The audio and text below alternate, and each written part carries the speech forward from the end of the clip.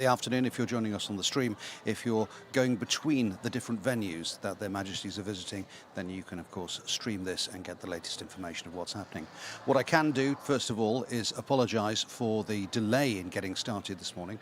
We had a minor technical difficulty that's now been overcome, and you now join us live here on the first floor of the Royal Yacht Hotel. Overlooking behind me, you've got the Expo, where their Majesties will be visiting at around 2:30 this afternoon. The crowds have started building, and the most important announcement to make is the Majesties have arrived. They landed at Gamma Aviation in a Embraer Legacy private jet. It landed at just about 1 o'clock.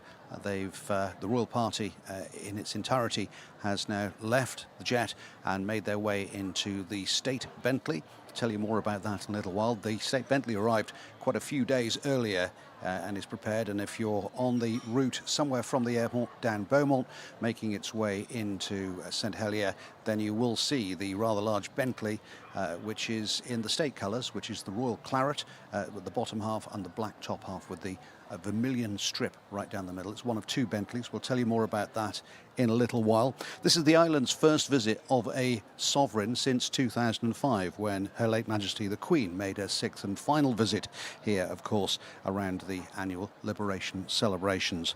But of course Prince Charles himself is, or Prince Charles as he was, now His Majesty King Charles III, is no stranger to coming to the island. In fact, 5 visits to these shores over the last 7 decades, ranging from royal visits to excavation projects that go back to 1968 at Le Cotte. So His Royal Highness has been here, His Majesty has been here many times before, and they're making their way now to the People's Park.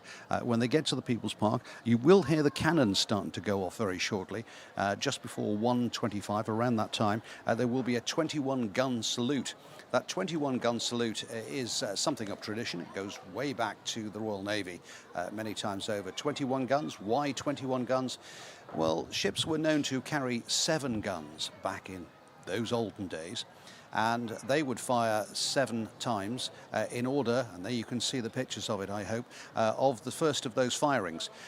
There would be 7 firing cannons. And when those 7 cannons are fired, there would be a response 3 times for every firing from onshore. And that would be 21 guns. 21 guns is the highest respect that you can make. And you'll hear those guns going off, those cannons going off. And you see everyone jumping, no matter how much they expected. So the 21-gun salute is underway. Their Majesties will be making their way to the People's Park.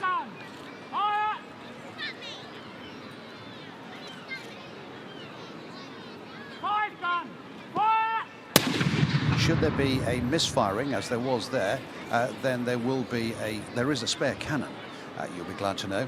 So there are 8 cannons there, 7 of them on fire. And they're all in a line.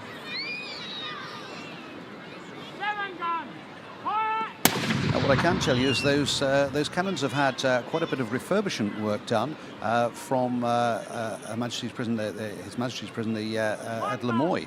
And up at Lemoy Prison, they've been renovating these cannons, and indeed the oak bases to them. They've been revarnished, and there is a plaque on the side of each one of them which will denote today's visit by their Majesties. So there's the cannons being fired. And as you can see, as you come down towards Cheapside on the parade, the crowd's really starting to build. The route will be, once their Majesties arrive in the People's Park, they will receive the final 7 firings of the cannon. So that's how precise it is. After that, they will make their way down Cheapside, and they will come down past the hospital, past the Don, the statue of General Don in the parade. There's plenty of festivities going on there, family festivities all day down there. There's a large screen there as well, and that large screen will be showing everything that's going on. And then down from the parade, they will make their way towards Cheapside, and then they will come in down Broad Street, the opposite direction that you would be used to. So coming down Broad Street and into the Library Place, where they will then make their way into the Royal Square. Once in the Royal Square, there will be the state sitting, which will be open air in the Royal Square, invited guests there. and then a sitting of the Royal Court. So the state sitting will move into being a Royal Court sitting, all in the Royal Square. And then from that state sitting, their Majesties will make their way down Mulcaster Street into the Weybridge, where the Expo will take place. After that, there will be 70 invited guests to a royal tea party in the Pomdor Hotel. Following on from that, there will be a march past, which will be right outside the Pomdor. And that should end the royal visit at around 4:30 this afternoon. That's your whistle-stop tour of this royal visit and how it's looking at the moment. So we're hoping that that's how it will all work. And as you can see, we're waiting for the final 7 firings, I think, of those cannons. And if you're looking at that and saying, but Murray, there's 8 cannons there. One of them is a reserve cannon. And that's there in case there's a misfiring of any of the others. Now, of course, the first visit to the islands was back in 1968, the year before his investiture as Prince of Wales, when His Majesty was an archaeology student studying at Cambridge University. His professor, Charles McBurney, was working on the site of Lacotte and brought a number of Cambridge students, including the then Prince Charles, over. Looking to see some familiar faces there in the crowds waiting eagerly down there near the parade, and of course those crowds lining the route, the royal route, all of the way down. Looking very happy. The rain, I was about to say, currently holding off, but down here at the Weybridge we're getting a shower. Yes, we're getting a little bit of rain. If I look behind me, I can just see we've got some rain coming out at the moment, and so the brollies are going up. I think people are very much taking a little bit of cover. Now the 21-gun Royal Gun Salute being made at the moment is the first of the engagements along People's Park. The final 7 rounds of the Royal Gun Salute by the 1781 Militia at the People's Park, who will be using the Duke of Edinburgh battery. And as I mentioned earlier, according to one theory, British ships carried 7 guns, so 7 shots became the standard signal that the ship was then unarmed. Of course, they carried plenty more gunpowder at the time, so they could have reloaded. But that then meant there was a response from on shore, and they would fire 3 times for every gun that was fired out, saying a welcome, and it's the highest mark of respect you can get is a 21-gun salute. Well, the cheery crowds, as you can see from our images of this live stream, welcome along if you've just joined us. My name is Murray Norton. I'm going to be your guide and host throughout all of this, and I'm delighted to be with you today. This is one of many of the visits that I've been honoured to have been the presenter of, several royal visits, and of course also our Liberation Day as well. So it's a great delight to be back with you covering one of these great occasions. The Bentleys, well, those Bentleys are slightly larger. They're based on the Bentley Arnage, and the state car that is being used today arrived in the island a few days ago, safely here, awaiting their Majesties. You will note that that state car, the Bentley, is in royal claret in the bottom half, black in the top half. Slightly bigger than the floor pan of the Bentley Arnage that it's based on. I can tell you it's got 400 brake horsepower and go at 130 miles an hour. Not that it will be today, of course. That car is 3 feet longer than the standard Bentley. It's 10 inches higher and 6 inches wider. So it's a fairly imposing vehicle that you'll see, and it will be somewhere near the parade very, very shortly. And then that's after the 21-gun salute has finished. And there was a rousing call from Terry Underwood, who was looking after the 21-gun salute of God Save the King. So that will have rung out in the People's Park, and despite the weather, there's some cheery faces of those who are waiting to see their Majesties making their way in the state car past them.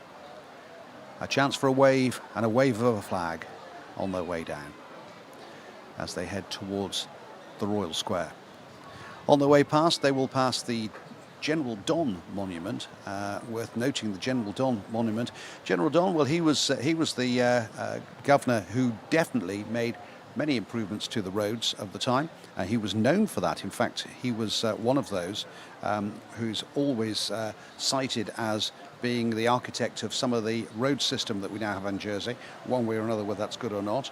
The Don Monument, for those who don't know, is an obelisk surmounting a cruciform step based with a statue of General George Don, born in 1756 and died in 1832 in Gibraltar. He was also the governor of Gibraltar. So General Don will be acknowledged on the way past of one of our governors. And if you're wondering why we have an area that is called Don Farm, that's because he was worried about food supplies at the time, and he decided that he would prove that you could grow on uncultivated land, which were the sand dunes up at the top of Kennebec. They're now known as Don Farm. That's after General Don, where they'll be passing by. You may hear the rain behind at the moment. It is pretty much chucking down out there at the moment as I look behind me, and so people taking a little bit of cover, but hopefully not dampening the spirits. I think that would probably be the phrase that we would use. And as you can see, now making their way up past the side road from the Grand Hotel. The cheers ring out.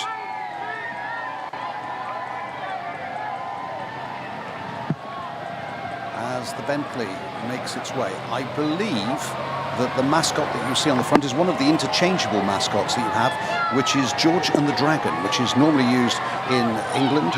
When in England there is a different mascot which is used in Scotland, and there's one overseas.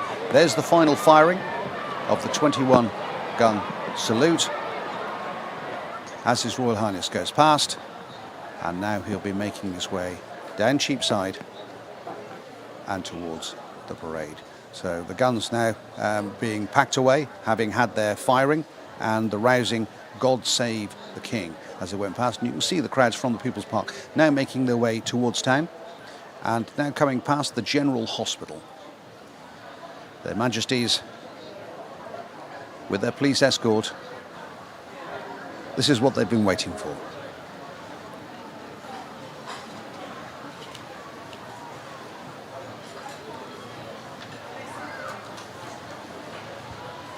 And as they move past the hospital, they will move down towards the parade gardens and the statue of former Lieutenant Governor of the island,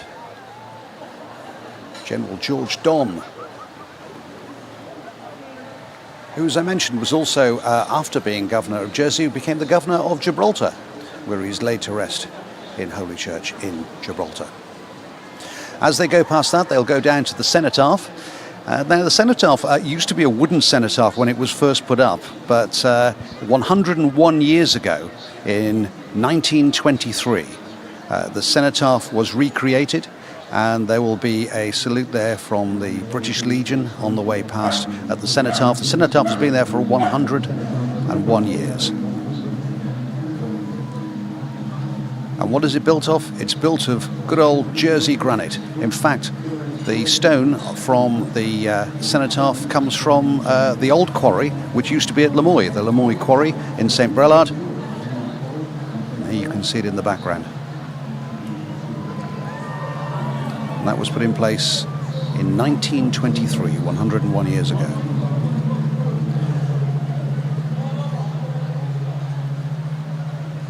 And the salute and the pass-by, 60 veterans who are there in front of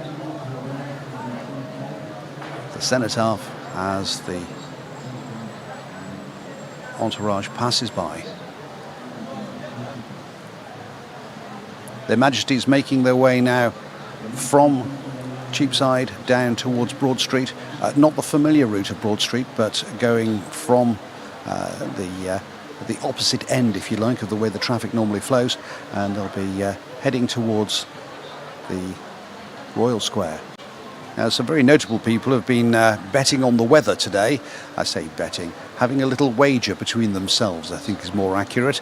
And there's a few £10 bets as to whether the sun will come out when their Majesties dismount from the state car into the Royal Square. I've got a feeling they might be losing that bet.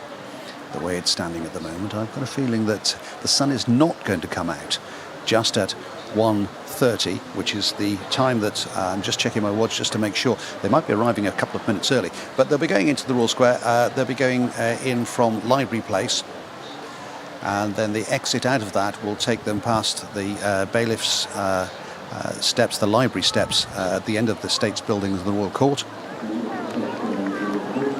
Veterans now making their march towards the Royal Square from where they were positioned at the cenotaph, and receiving a warm round of applause as they go past St Helier Town Hall.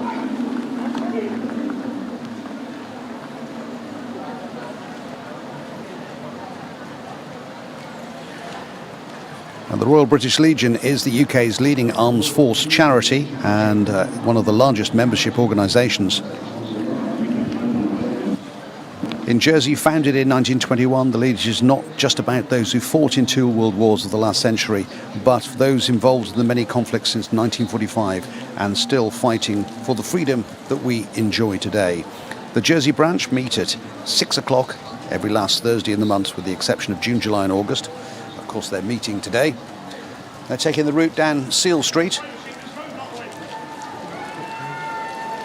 Now, Legion membership exists to ensure the remembrance is kept alive and that the sacrifices of our brave servicemen and women that they have made are never, ever forgotten. Meanwhile, in the Royal Square, umbrellas at the ready. Their Majesties leave the state car, are greeted by the bailiff, Sir Timothy Lecoq, and, of course, His Excellency, the Lieutenant Governor, Vice Admiral Kidd. They're now being introduced to state members. Deputies Karen Shenton being introduced.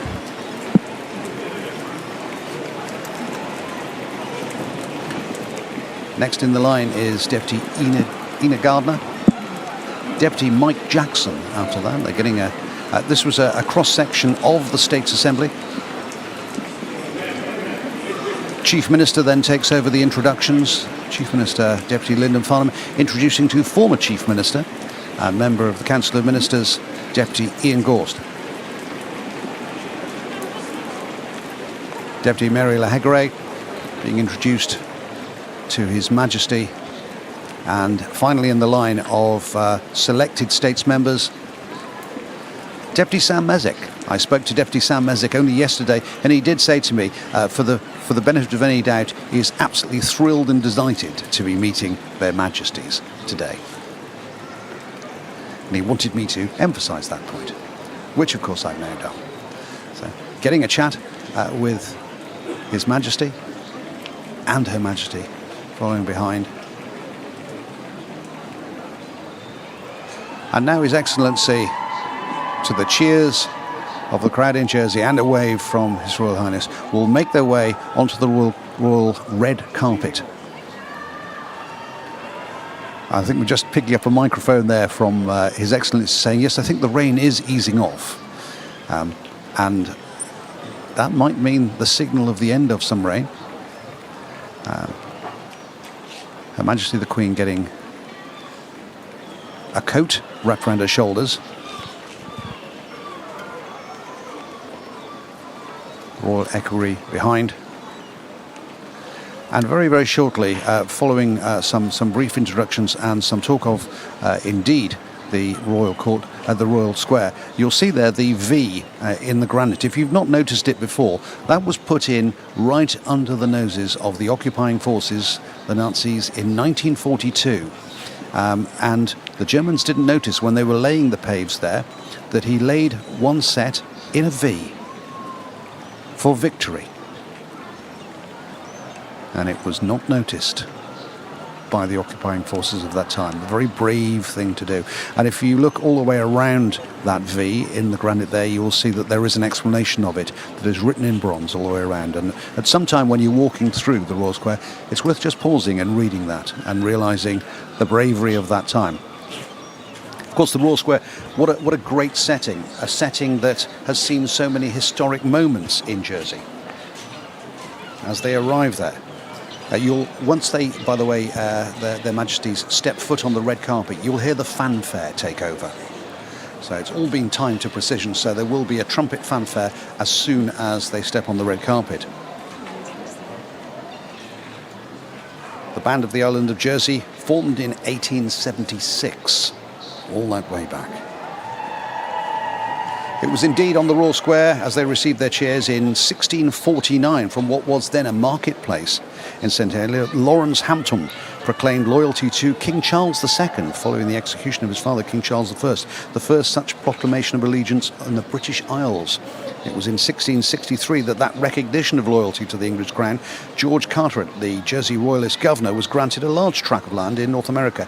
It's now known today as New Jersey.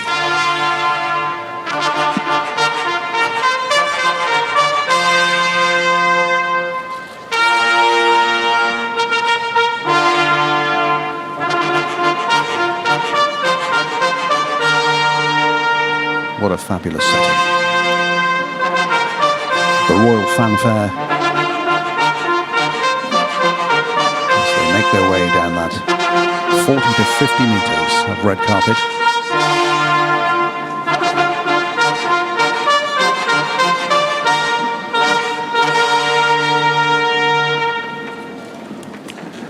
So the royal party making their way down this most historic of sites in Jersey, the Royal Square, something we probably take for granted a great deal. It was where the Corn Riots first started back in 1769. In 1781, 600 French invaders and British troops fought a battle there, compromising the Scottish Highlanders and the Jersey militia as they fought the Battle of Jersey.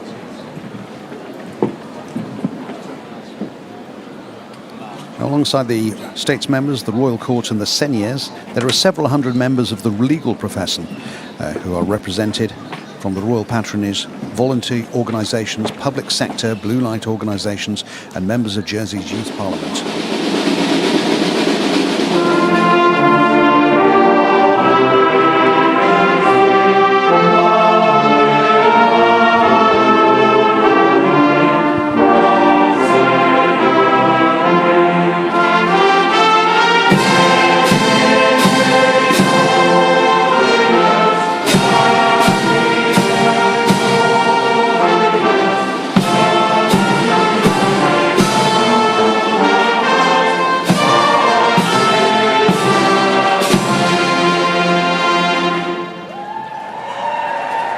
God Save the King rings out in the Royal Square.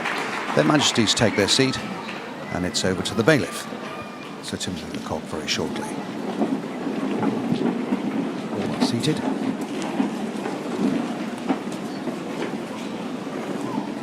You see the mace in the foreground there? I'll tell you more about that in a little while. It weighs 14 pounds and 13 ounces. And here is the bailiff, Sir Timothy Lecoq. Your Majesty, we, Your Majesty's loyal subjects, bid the warmest of welcomes on behalf of the people of Jersey to Your Majesty and Her Majesty the Queen in your first visit to the island following your accession to the throne. We are deeply appreciative that in the midst of many royal duties, you have agreed to honour us by your visit and by attending this special sitting of the States Assembly. It's not often that the states, or indeed members of the royal court, gather outside their respective chambers, but on this occasion it is fitting for us to be gathered together in an historic and significant place, the Royal Square, the old marketplace renamed in 1751 following the erection of the statue of King George II. This square has played a central part in the life of the island for the last 800 years. As Your Majesty may know, it was here your royal predecessor, King Charles II, was proclaimed king a full 11 years before he was so recognized in his other realms. It was in this place that the Battle of Jersey reached its conclusion in 1781, preserving Jersey as a dependency of the Crown. Here too, a predecessor bailiff gladly proclaimed our freedom when the forces of your royal grandfather, King George VI, liberated the island from enemy occupation at the end of the Second World War. And in 1952, we proclaimed the accession to the throne of your late mother, Queen Elizabeth II, much loved and admired by the people of this island.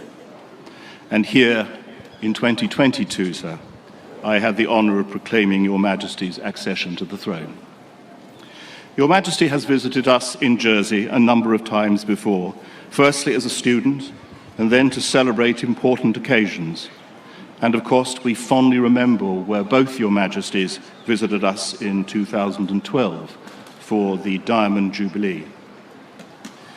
In 1204, sir, our ancestors pledged their loyalty to King John, whom they continue to regard as the lawful Duke of Normandy, and were rewarded with privileges and liberties which endure to this day and have been renewed in successive royal charters.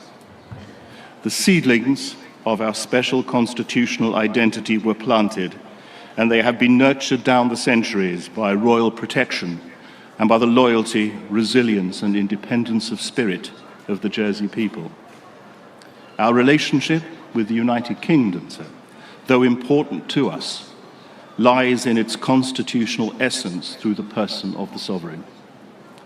We value that history and our traditions, one of which you will shortly take place in the ceremonial sitting of the Royal Court, but we also embrace the new as we grow and develop as a community, reaching out into the wider world by our active participation, amongst other things, in the Commonwealth, overseas aid, and playing our part in conservation and combating climate change.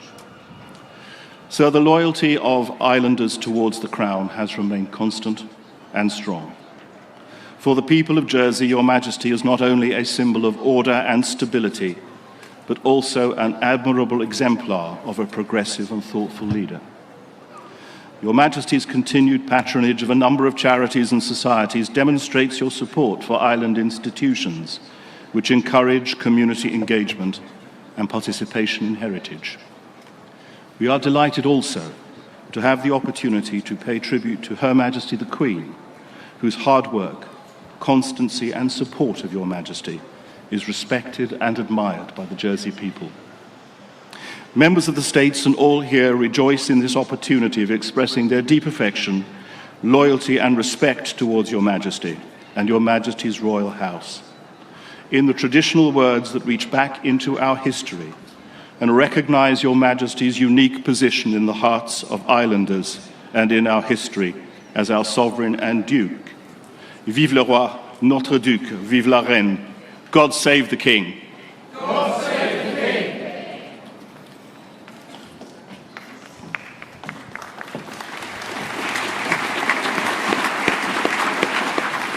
The bailiff, Sir Timothy Lecoq,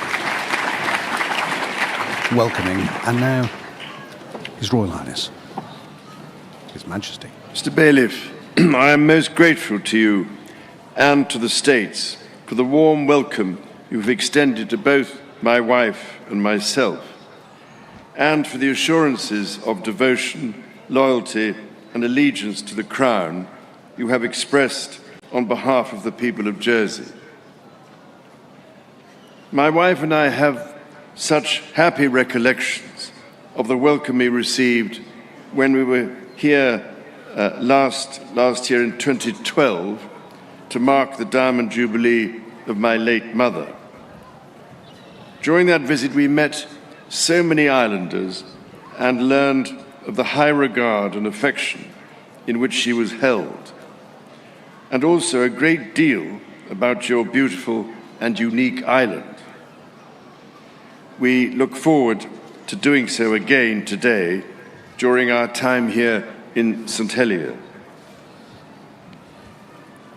It is particularly special to know that I am standing here today in the place where you, Mr. Bailiff, read the proclamation to announce my accession to the throne, the same spot where my late mother's proclamation was read, and that too, as you were saying, of King Charles II in 1649, long before he was acknowledged in other parts of his realm. So this truly is an historic place.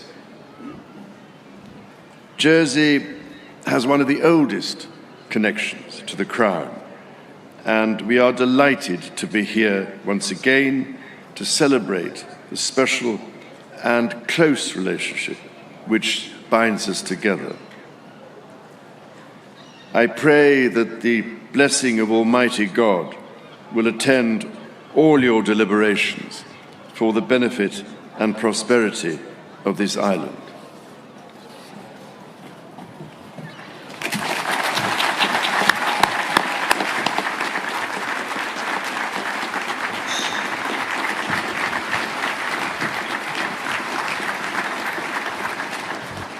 His Majesty with the royal response. That formally concludes this sitting of the Assembly, and the Assembly stands adjourned until the next sitting at 9:30 a.m. That sitting is 9:30 a.m. tomorrow morning, by the way. So they all stand for the end of the state sitting.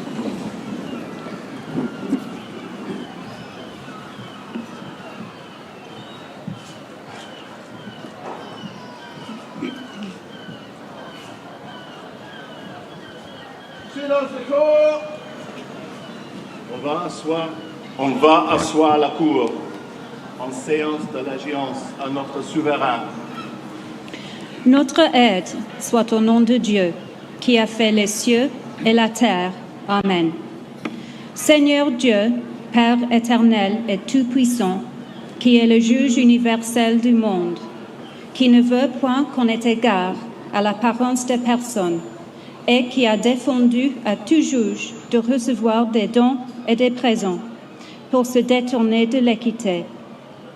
Nous te prions qu'il te plaise de conduire tellement cette présente assemblée par ton Saint-Esprit, qu'ayant le don de conseil, de discrétion et de prudence, elle puisse rendre le droit à qui il appartient. Jugeons si droitement que les bons et innocents soient maintenus et protégés, et les méchants châtiés et repoussés, en sorte que l'on connaisse que le sceptre de ta parole est planté au milieu de nous, et que tu y règnes par Jésus-Christ, notre Seigneur, au nom duquel nous te prions, en disant: Notre Père qui es aux cieux, ton nom soit sanctifié, ton règne vienne, ta volonté soit faite en la terre comme au ciel. Donne-nous aujourd'hui notre pain quotidien, et pardonne-nous nos offenses, comme nous pardonnons à ceux qui nous ont offensés. Et ne nous induis point en tentation, mais délivre-nous du mal.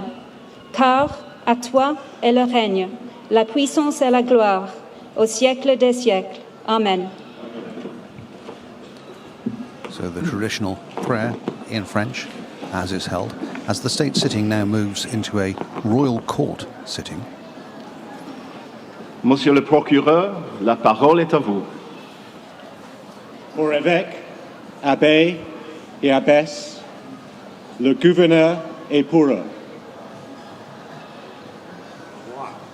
Je vous fais l'hommage pour cette île.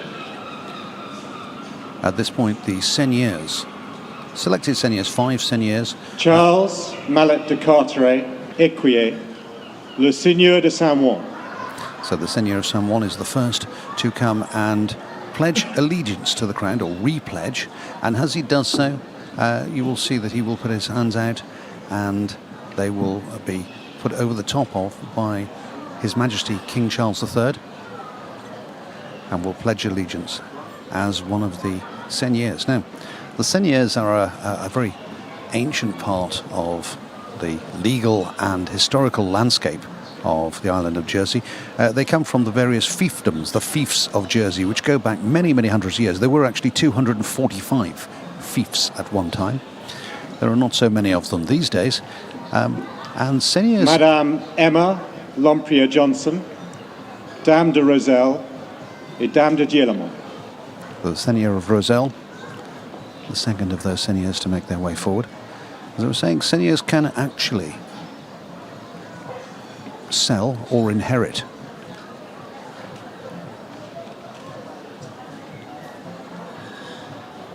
And again, pledging allegiance, hands together in front.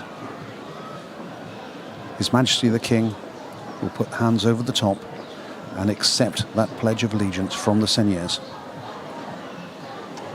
Avocat Vincent Aubard, le seigneur de Samaret.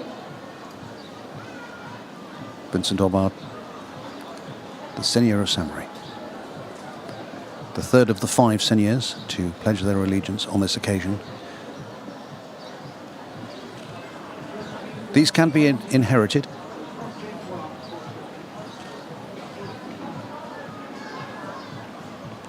Or they can be sold.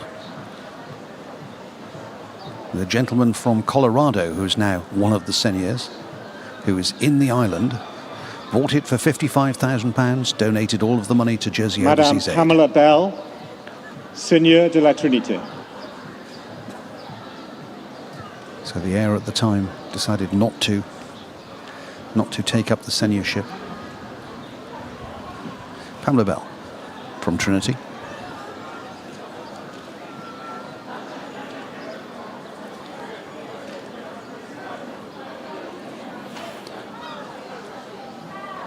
Now, normally the seigneurs would present as a sign of sustenance 2 dead, forgive me for saying this, 2 dead ducks, 2 dead mallards.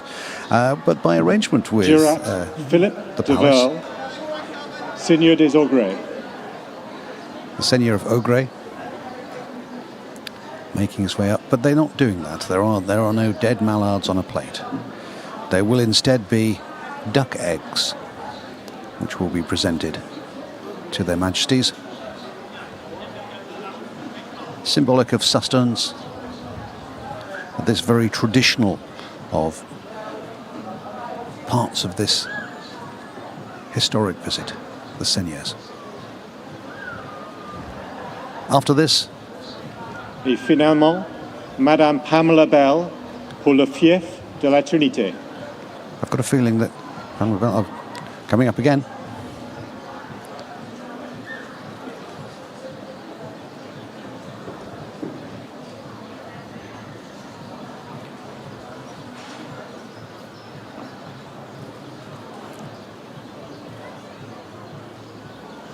And I think this must be the presentation of the duck eggs, unless I'm very much mistaken. Monsieur le receveur, veuillez prendre soin et servir d'avance pour le souverain. So they will be received.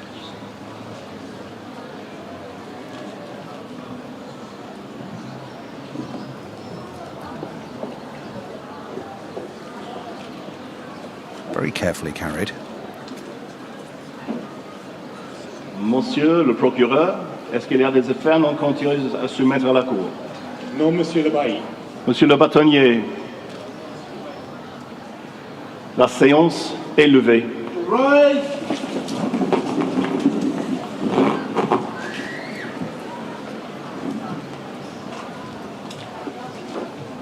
So the Royal Court,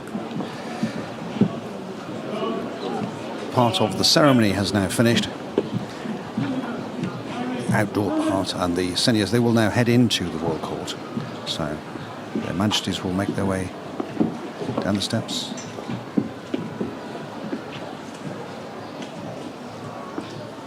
And I don't think they'll go all the way down the red carpet. I'll have to wait and see. I've got a feeling that they will in fact turn left.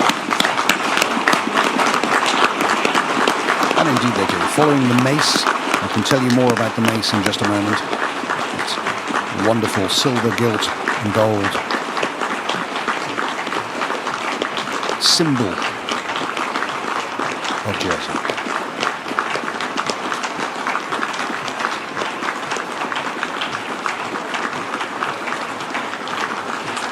So a very formal part of the state sitting and the Pledge of Allegiance from the seigneurs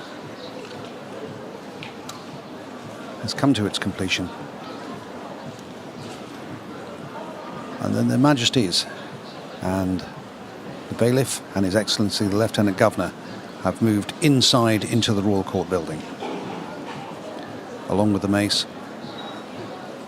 And I'm sure some short tour, as they're going through the main door to the Royal Court building, they will actually exit out from the end of the building.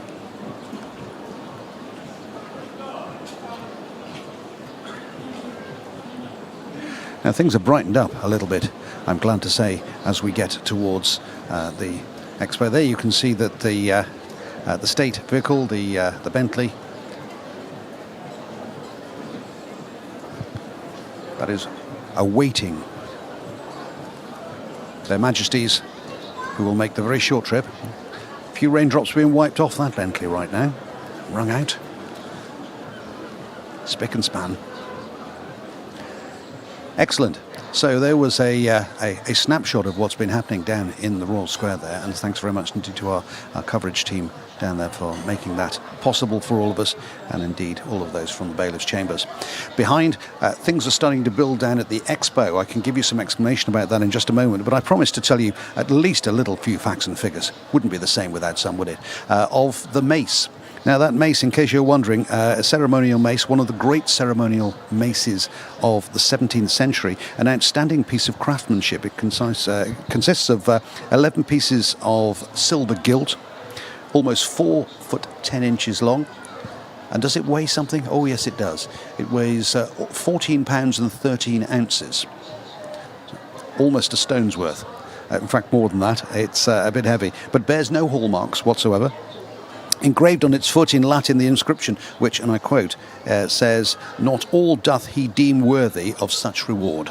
Charles II, King of Great Britain, France and Ireland, as proof of his royal affection towards the Isle of Jersey.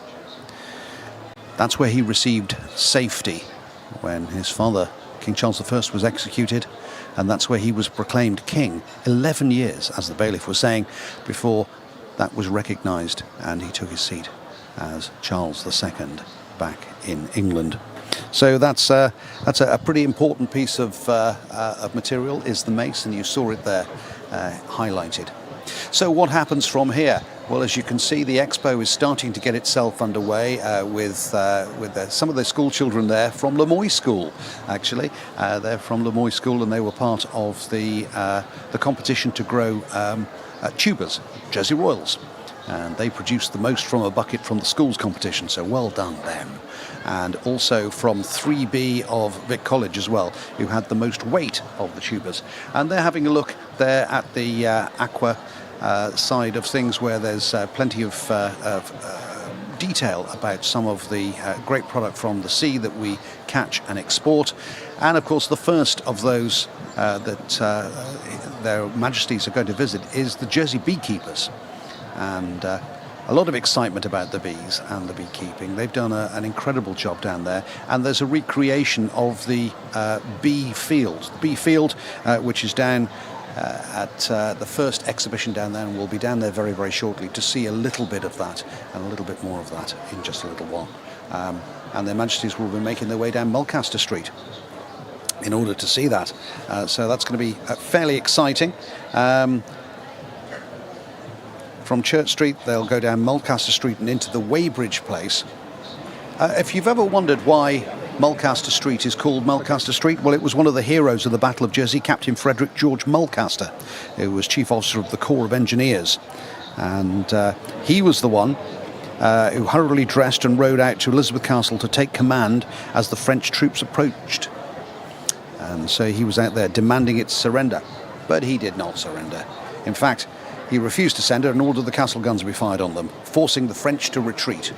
And so Mulcaster Street, named after Captain Mulcaster. There we go. Now there's the 7 heifers. If you're wondering what the difference with a heifer is to any other cow, let me educate you on a little bit of farming here. A heifer is a cow that has not given birth. See, you live and learn. And those 7 heifers are the 7 heifers that will be going to belong to the royal estate. They're being donated by the farmers of Jersey Dairy. They were originally donated some time back, but when one of the herds, there was a devastation of a loss of a herd through to a virus, that the royal heifers were not sent. And in fact have stayed here and are now going to be making their way now that that herd has been replenished in numbers. So the original gift being rerouted and back to the royal farm. So we're looking forward to seeing that. In fact, we're going to be down at the Expo very, very shortly as they make their way down. Some beautiful shots there of those tubers, the Jersey Royals. There's a story to the Royals which goes from one side to another, where from the in July time They stack them all end on end in boxes in the sheds so that the shoots start to come out, all the eyes facing in one direction, so they get 2 shoots from them. Then in December time, the fields are covered in vrac, the seaweed. And then day 0, in 12-week rotations, you'll find the royals are planted right the way through to being harvested. And all of that has been recreated with the recreation of a coatee. And you'll notice from the inside, as you see it a little bit later on, that the scenery behind is a continuous scene of Jersey. So behind the coatee, you will see there will be the gory castle behind, as you would imagine it to be on that sloping. And there's that's the planting plough, which is fitted on one side to make sure they're planted. And then next to that there is another plough. Now these are the ones that used to be horse-drawn at one time, but they're now on a winch on the slopes because the slopes are so much so. You just get a shot there of that of the sea in the background, and when you stand face onto it, you could swear that you're right there facing somewhere with Gorey Castle in the background. Been magnificently recreated. Dougie Richardson, who's the president of the Jersey Royal Association, is there. There's the school children of Lamoy School and Class 3B, or representatives of Class 3 of Victoria College. They were the ones that were growing the most potatoes from a bucket in the competition. Well done them. Their Majesties will be actually asked to choose from 2 buckets in a competition to see which one of them has the most potatoes when they dig it out. So we'll see whether it will be His Majesty or Her Majesty the Queen that has the most tubers in a bucket. Now part of the procession to make their way down in advance of Their Majesties making their way down there. I've got a feeling that could be some of the press corps. And communications, yes, that looks like them. And Mulcaster Street, it's about the busiest I've seen it. Say possibly a queue to get into chambers one night. So there you have it. Everybody waiting for the royal visit.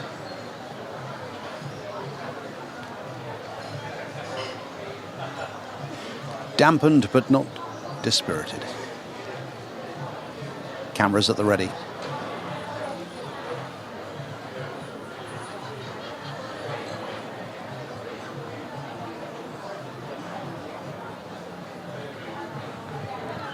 That's from the top end of Hill Street. And there they'll be waiting for Their Majesties to make their way down, and that's my cue to get myself down into where I've got to go to. So I'm going to be down in the Expo in just a minute. I will leave you with some of these glorious shots of the Expo and Their Majesties.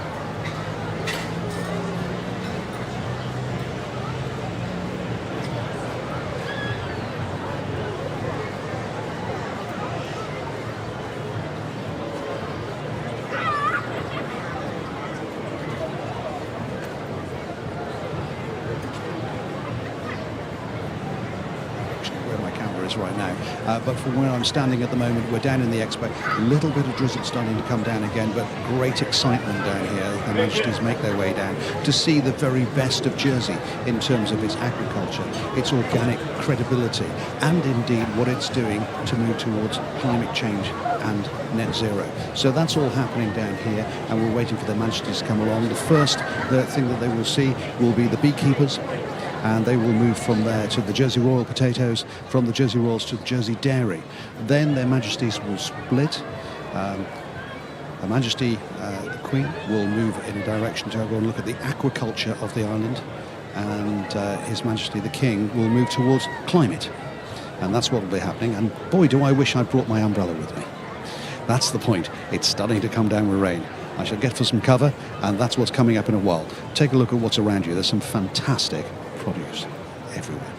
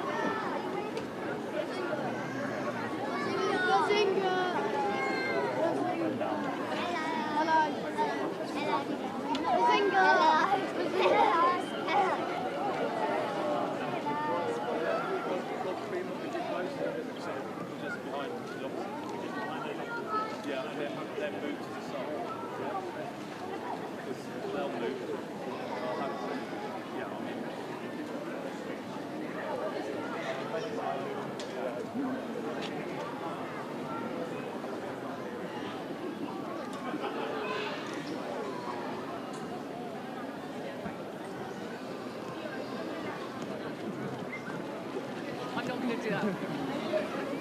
But I will make a virtue of that. It is so busy. It is fun.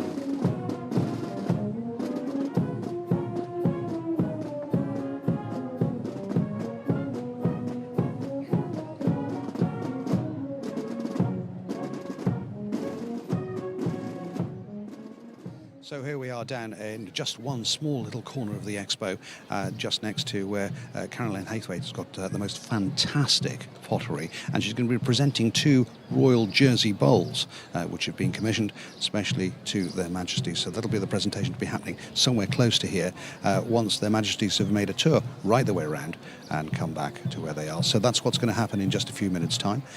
Behind me you can see the recreation of Caroline's shed, and then as you look around, we have the Jersey beekeepers, we've got the Jersey Royal potatoes waiting there at the moment, and we've got Jersey Dairy and the 7 heifers, which will be going to the Royal Farm, indeed. So from there we'll be talking climate change, and then we'll go into different directions, and we'll be able to let you know exactly everything that's happening as our cameras pick all of that up very, very shortly.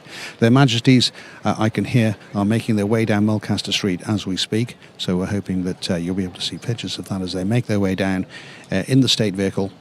Then we got students from also Lemoy School, and we've got students from Class 3B of Victoria College. The students from Lemoy School won the school competition to grow as many potatoes as they could out of 1 bucket of Royals from the competition, and there were 350 school buckets grown, let me tell you, so it's a big competition. And the most weight, because there's 2 prizes, one for the most potatoes, one for the most weight. The weightiest potatoes came from Victoria College 3B class, so well done indeed to them. Also some mentions for today, Dolly Ray Budworth and Johnny Budworth. Good afternoon to you. I know you've been watching, and I wanted to give you a special mention today because we ended up watching the football together last night, even though it didn't turn out the way it should have done for us. But anyway, all of that aside, if you are joining us today, and we know there are, I think, somewhere near 10,000 people watching this stream, very warm welcome to you. My name is Murray Norton. We're covering this royal visit live for you, this very, very special royal visit of their Majesties, King Charles III and Her Majesty Queen Camilla. So that's what's happening down here, and the very finest of Jersey produce is on display. And special mention to those that arranged all of the guys from Mailmate. They arranged this fantastic photography that goes right the way around and wraps right the way around this expo on the inside. You can't see it from the outside. But if you're one of those many who is watching this, let me please remind you that what you can do is you can come down here today, later this afternoon, after 4:30, as the public will be able to do, and then all day tomorrow from 10 until about 6, I think. So another opportunity for people to come down and visit this expo, and I really would urge you to do so, because you may just see things in a different light. Just opposite me at the moment, and setting themselves up, Jersey Sea Salt, and so Jersey Salt setting themselves up there, and they've got some magnificent display, and they again have recreated. They've got seawater, then they've got seawater so many days on, and then they've got as it turns into salt, and they're doing that live in a little polytunnel right to the side of us there. And of course, then they've got some of the produce that the sea salt is put into as well. So a magnificent display of the very best of Jersey. What they wanted to do was bring the countryside to town so that their Majesties could see it, and that's exactly what is happening. It's going to be a fabulous time as they make their way down here. Following on from this, there is a tea party, I think for 60 to 70 people who are invited to a royal tea party that's taking place in the Palme d'Or Hotel. From the royal tea party, there will be a march past, a parade for their Majesties from the stand right outside of the Palme d'Or. So that's what's to come yet before the royal visit for Jersey certainly comes to a conclusion right about 4:30 this afternoon. So time for them to meet a few people here at the Jersey Expo, and that's going to be happening just in the next couple of minutes. We are still waiting for them to make their way from the Royal Court and down Melcaster Street. So as you can see, the road outside Mulcaster Street at the moment is what you're looking at, the expectation that the royals will be making their way down. There was discussion as to whether their Majesties would actually be walking down, but it isn't a walkabout. It is actually going to be a car, the state car, that will be bringing them down and bringing them right out to the front entrance opposite the corner of the Royal Yacht. That's where it's going to be. And everyone rehearsing their speech for the time when they get to meet their Majesties and show them their produce. And I've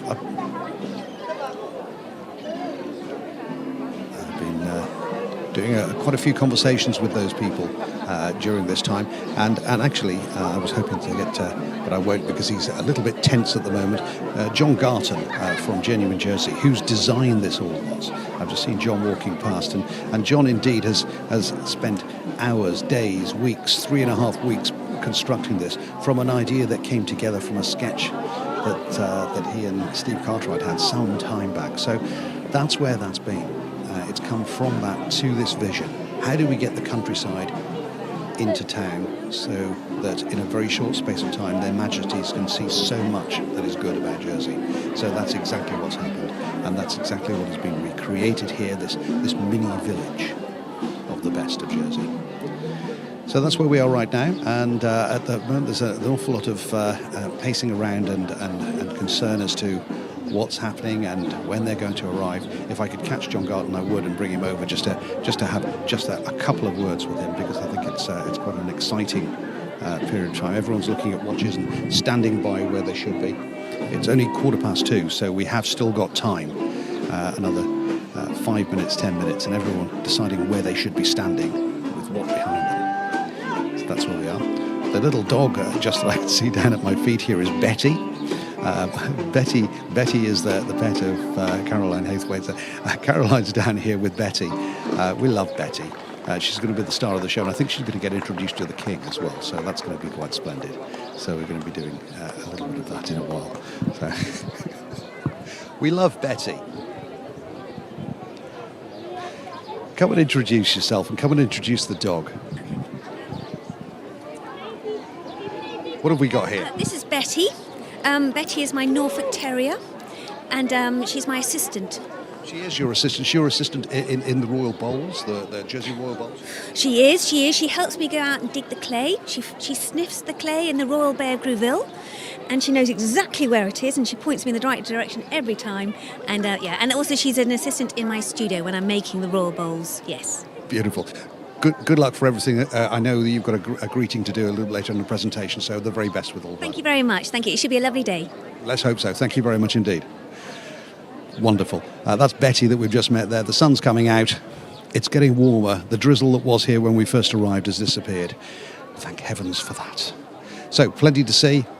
Just waiting for our royals, expectantly coming down Mulcaster Street anytime soon. So at any point now, as I understand it, and as I'm being told, the royal party, in fact,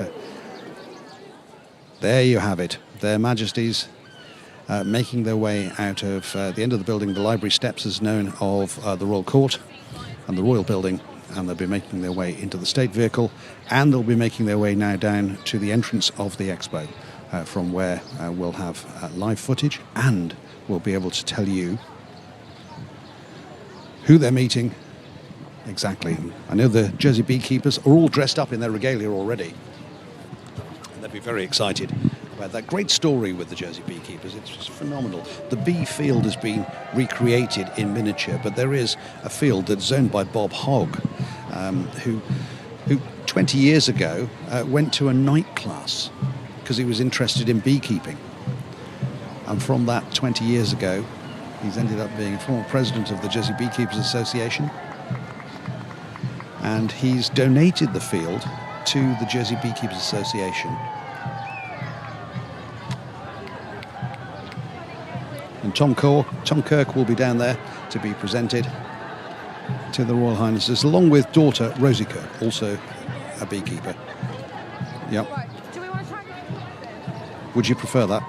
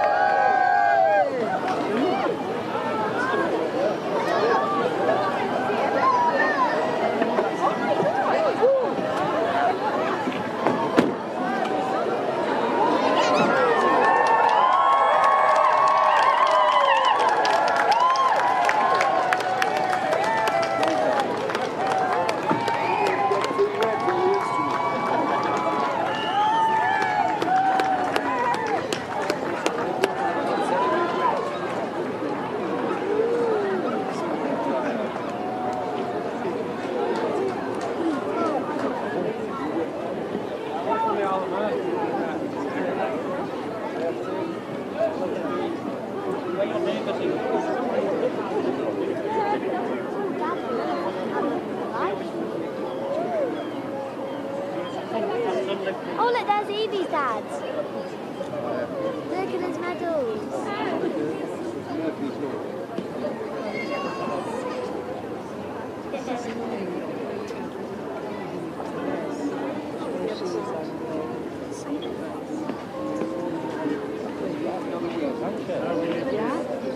So their Majesties made their way down Mulcaster Street to be greeted by the bailiff and His Excellency the Lieutenant Governor. Waiting to greet them in his smart blue suit, John Galton, genuine Jersey, whose dream this expo really was. Day and night he's been down here planning this out.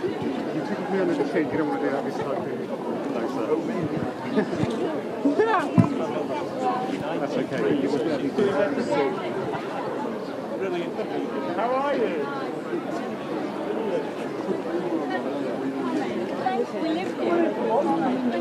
The bailiff just having a word with John Galton at the entrance to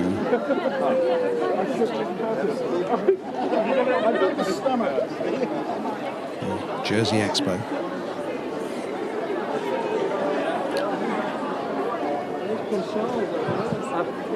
There was some question whether the bailiff would remain in his robes at this time, depending on the weather. I think if it had been yesterday, when it was very, very warm, we did a very long and lengthy rehearsal and walkthrough yesterday with all of the people who are presenting today. When we did so, there was a question whether the bailiff would wear the robes or whether it would be too hot, but today, yeah, the robes are there. There's one point about the Jersey beekeepers. They have actually got a live hive of bees. They've done an amazing amount of work, actually, through 2 or 3 departments with Asian hornets and trying to eradicate and at least spot Asian hornet nests.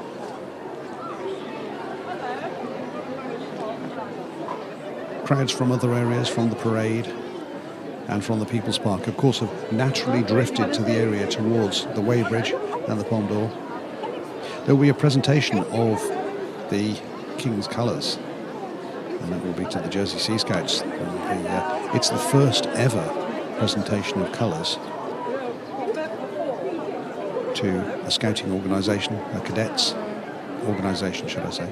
So the Jersey Sea Cadets will get their royal colours presented to them.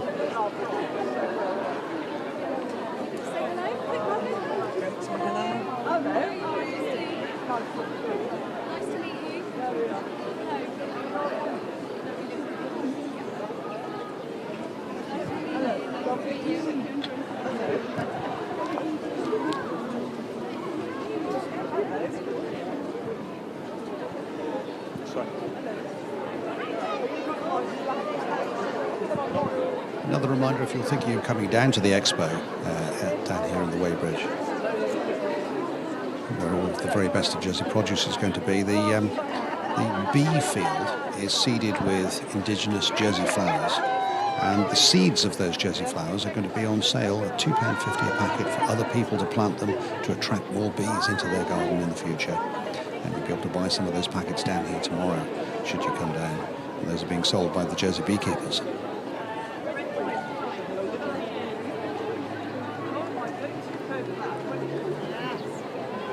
Clearly there's a great deal of time being spent on the journey down to Mulcaster Street, down to the Weybridge. Great opportunity for the crowds. This is the moment this crowd has been waiting for. A chance to see their Majesties here in person. But not only that, potentially a once-in-a-lifetime opportunity to see them. So this is a generational opportunity. Sitting monarchs are a sovereign coming to Jersey. When you look back in time, is a almost 1 in 20 year occasion. So this opportunity for young and old is something very, very special. Those looking out of windows cheering, and as the arrival happens, you can hear the cheers on the corner at the bottom of Mulcaster Street.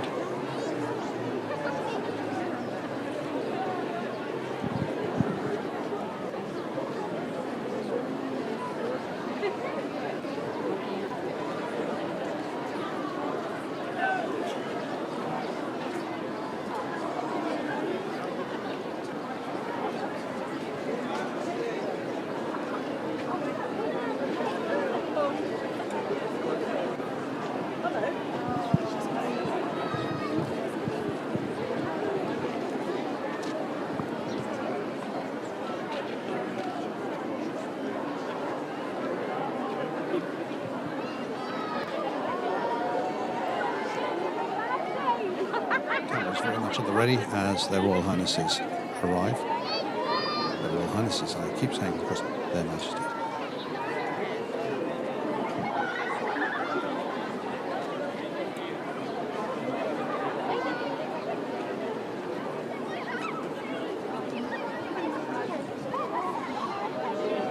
Thank you for coming.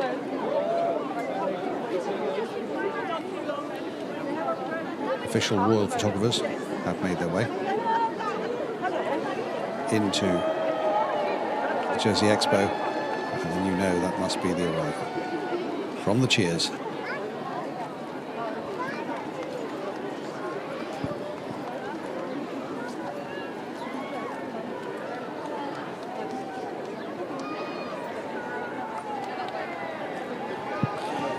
His Majesty waving to the crowds and receiving the warmth, very much enjoying himself. You can see the warmth is expressed two-way.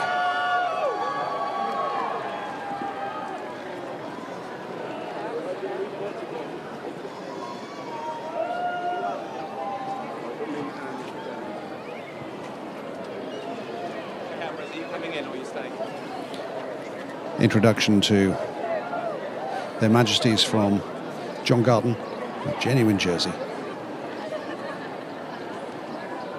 Guide him in the direction that they're going. His Royal Highness wants to know which direction they're going to go in, and first of all it is to the Jersey beekeepers and an introduction to the Jersey Beekeepers Association and to Tony Kirk and his daughter Rose Kirk as they make their way along and find the story that is such a success.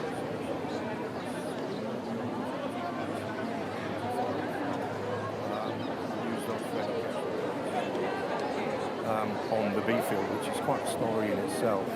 I spearheaded a project to bring school children to the bee field.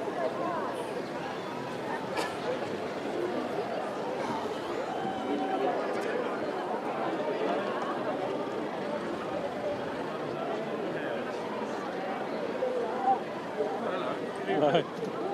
I'm here too. Yep, they're in. Right, we're going to Pom. Yeah, let's go.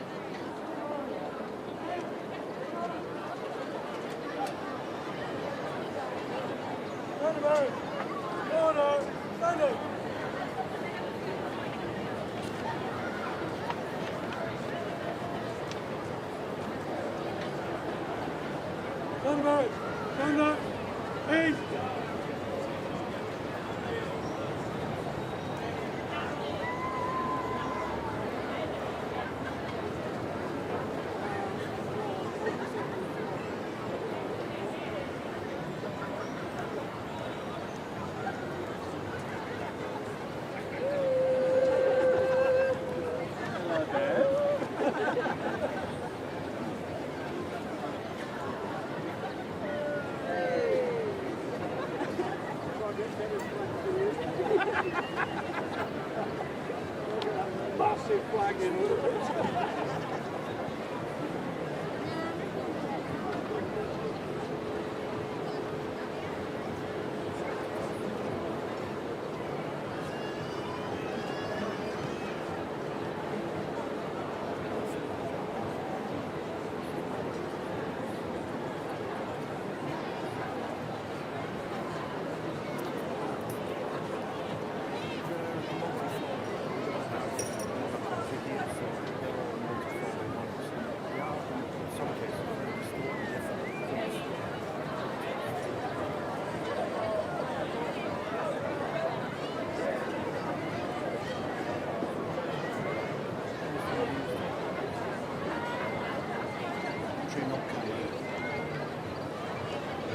Thank you.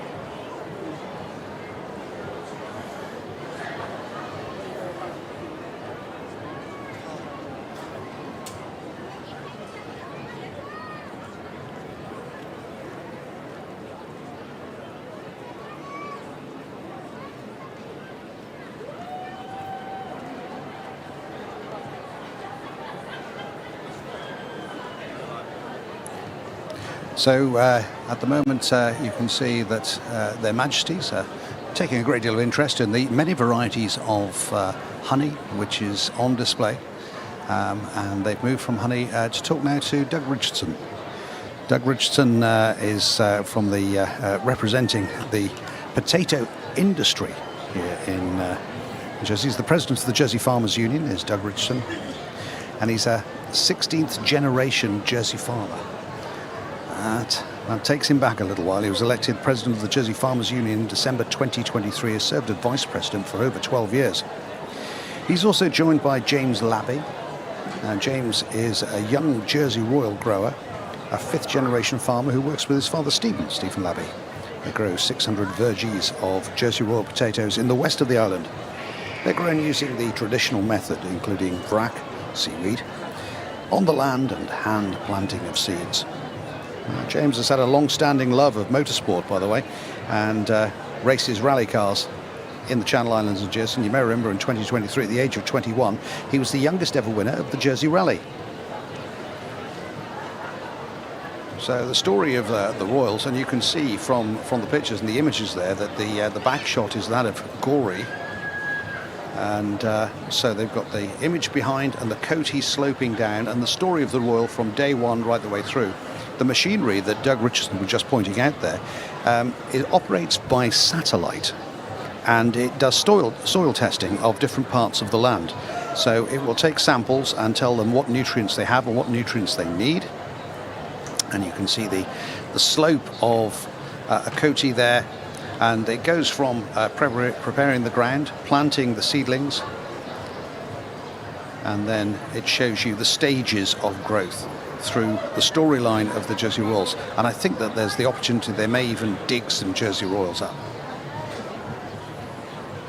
There'll be more on Jersey Royals a little bit later on, when their Majesties take part in a little competition between the two of them to see which one picks the bucket with the most potatoes in. So we're going to have a little bit of fun with that later.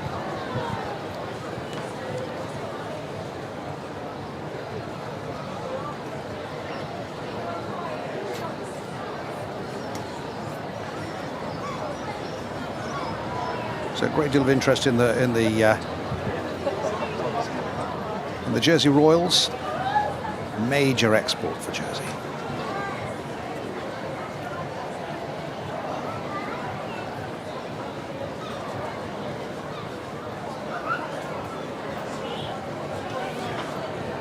And there you can see the Royals as presented from July at about this time is when they'd start stacking the seedlings in the boxes.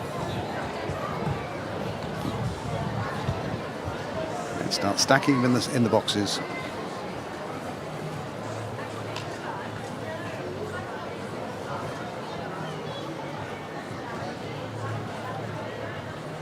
Preparing the ground in December, planting out from day 0 in a 12-week rotation, and moving through.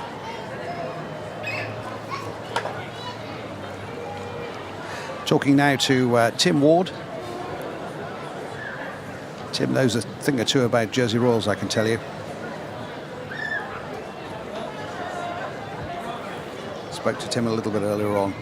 Very much saying, I'm not sure that I'll get spoken to, but I'm looking forward to it very much indeed. So James Labby leading them through and talking through at 22 years of age, very, very keen to keep the generations of Jersey Royal potato growing moving along. In the foreground you can see there that the bailiff in robes, checking notes of where he needs to be next. And next after that they move to Jersey Dairy.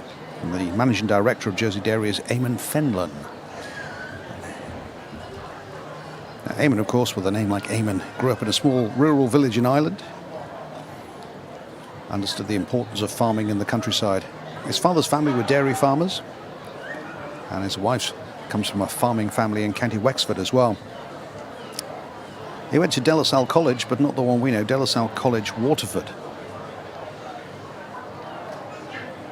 Moved to Jersey in 1987 with Coopers and Lybrand as they were then, and was the Ann Street Group accountant after that. He was appointed commercial director of the Ann Street Group's operations, but in 2005 he joined Jersey Dairy as their finance director and was appointed managing director when he oversaw the building and commissioning of the new dairy processing facility up in Trinity. And of course the development of the export of dairy products around the globe, which happens a great deal. So a lot of that conversation now is about Jersey Dairy. Their Majesties will divide into two teams. His Majesty the King, now being led by His Excellency, the Lieutenant Governor.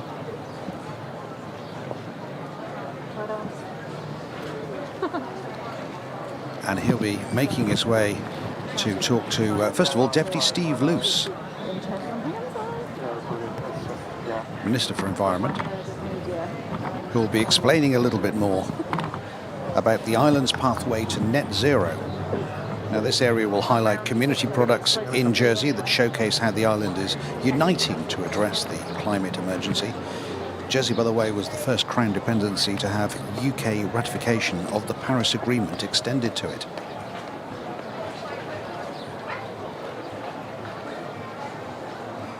Alongside Deputy Steve Luce, who's explaining that at the moment, Jane Byrne, who's been leading this, the host for this section, Jane Byrne, the Climate Change Engagement Manager. She's going to take His Majesty the King on a tour, meeting Deputy Steve Luce and Willie Peggy, and also Andy Skate, I see there before us. So there'll be some of the explanation there. And then being introduced to Chris Ambler, the CEO of Jersey Electricity, to hear how the island is transitioning to low carbon electricity, having already done so, and the future renewables in our journey to net zero. Rather exciting what they're going to be looking at here. This plantation that they're showing provides shade, first of all, for plants so they can grow. You can see the Chief Minister in the foreground there. So whilst that is happening on the other side of the exhibition, Her Majesty the Queen will be looking at some of the aquaculture and some of the exciting aquaculture and the different varieties that are caught around our islands. In that little blue pool that you can see, most amazing sets of species in there. I know there's some skate in there. There's certainly some little dogfish in there.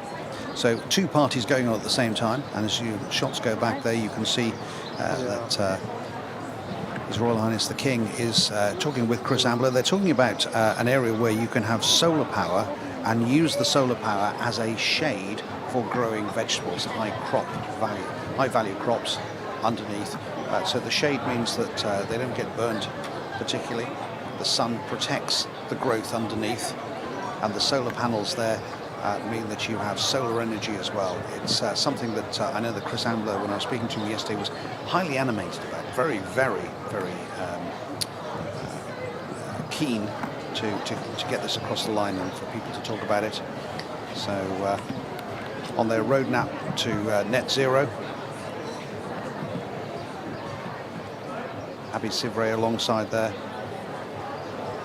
Paul Ackhead as well from Jersey Met will be talking to His Royal Highness the King. Meanwhile, talking aquaculture on the other side, Natalie Porritt, the MD of Aquamarine, or Aquamar should I say. They export 70% of the shellfish around the world. So about 70% of all shellfish exported goes from Aquamar. Very important key provider and supplier.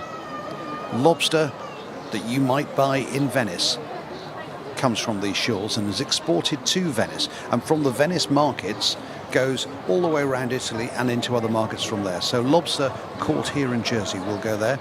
And next is Gabby Mason. Gabby Mason and her partner Leighton, they fish on their vessel Jadis. They run the cafe, the Driftwood Cafe. They have pop-up stalls around the parish halls on a Saturday. Her Majesty Queen Camilla talking to Gabby Mason right at this moment.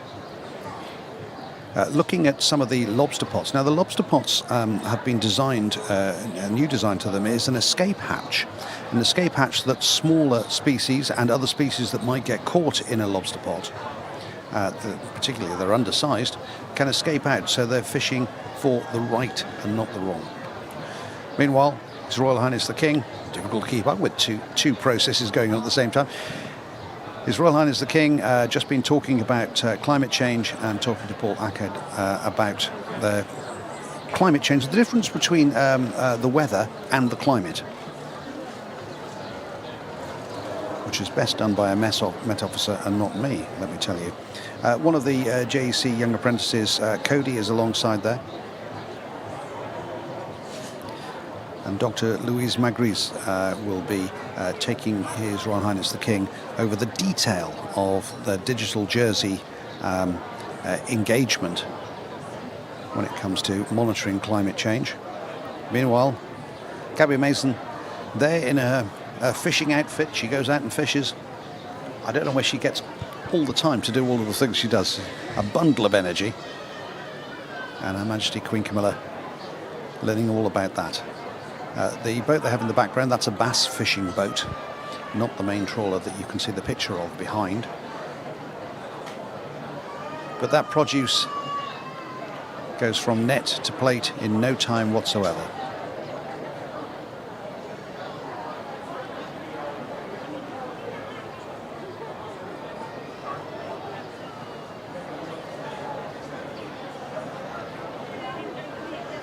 The bailiff's Timothy Lecoq guiding now to Jersey sea salt. What an amazing setup this is. That's Matt Taylor.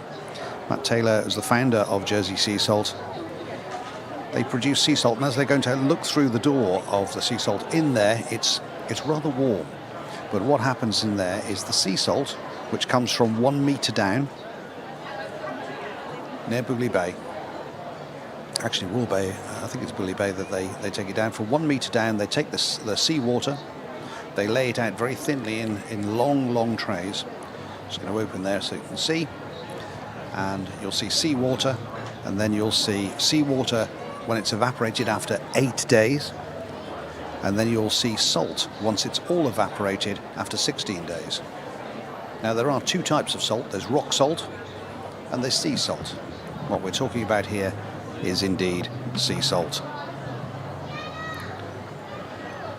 Try not to be confused by the sign you see behind you there. Le Paton, Haute Croix, St Helier, St John. That's just to confuse people who might be watching Bergerac in the future.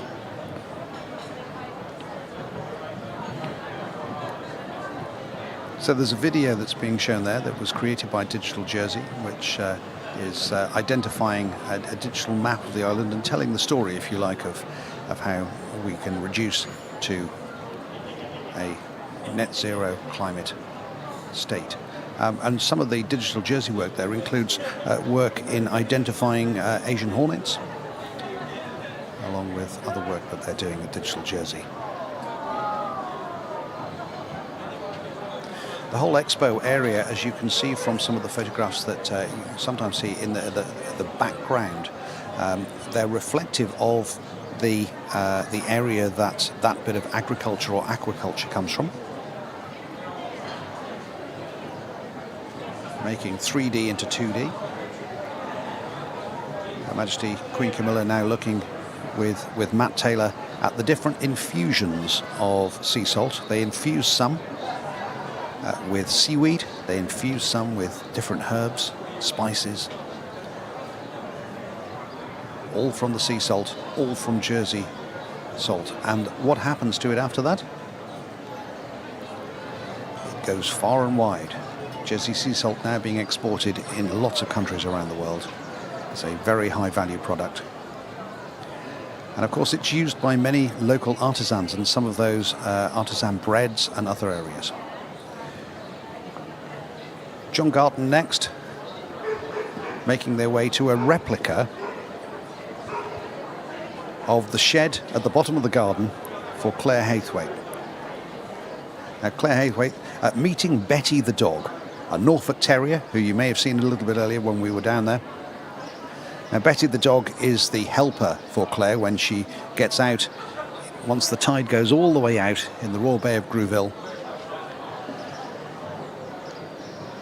And Claire goes and digs the clay at low tide into blocks, and then that clay is treated and treated and treated again until there is a clay that is pure enough to then create pottery out of. And Her Majesty Queen Camilla is now being shown around the replica shed, which I spoke to Claire earlier on, and she said, you know what, this is an exact copy of my shed at home, an exact copy, except slightly cleaner. So Betty the dog and Claire with Her Majesty Queen Camilla now looking at some of that pottery, and a little bit later on 2 very, very beautifully designed bowls will be presented to their Majesties. And I asked for a description. They said Jersey Royal bowls, so perfectly angled bowls that will be just perfect for putting your Jersey Royals in with melted butter over. The mouth's watering already.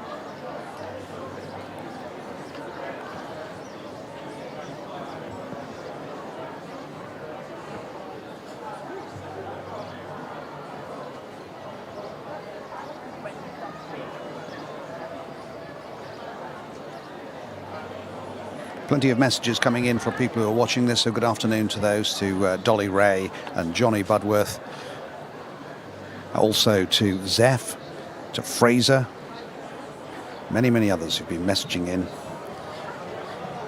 For the many thousands of you joining us on this live stream, hello, my name is Murray Norton. This is our live stream of Their Majesty's visit here live in St Helier in Jersey.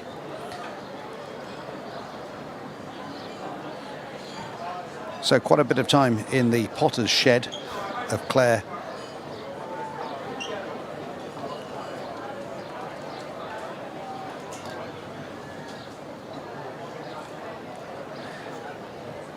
Out of shot, but just so you know, His Royal Highness making his way around.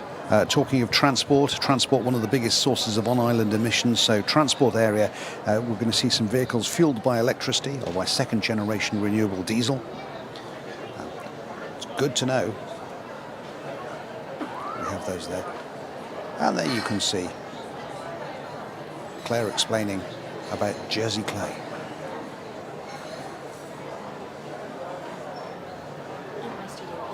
So when a pot is finished, it hasn't left the parachute river. It's about as Jersey as it gets. The process of making the clay is quite hard because A, it's very heavy. So luckily my husband comes and carries the clay for me. We bring it back, we add water to it, we make it like a clay soup, and then we sieve it through a colander, a sieve, and then a fine mesh. So then we have a very fine watery clay soup, which we then dry. And then I wedge it like kneading dough to eventually get lovely clay, which then you can make lovely pots from. I do 3 types of ceramics. I do Jersey clay, which is like the earthenware, tableware. I do my urchins, which are stoneware vessels which are decorated in a sculptural form. And my favourite, my love, are my ceramic panels, which is because I studied graphic design as a degree. So for me, my panels are a cross between ceramics and graphics. And they are my big love, my ceramic panels. So they are basically patchwork quilts, but made with clay. I'm inspired by everything. So a little bit of a story from Claire Haythwaite there, and her wonderful clay pots that you can see. And then you can see His Majesty the King been talking about transport and the importance of getting those onto cycling, and there'll be an awful lot of that. And they were talking about bike repair, and there's a full team down there making sure that bike repair happens.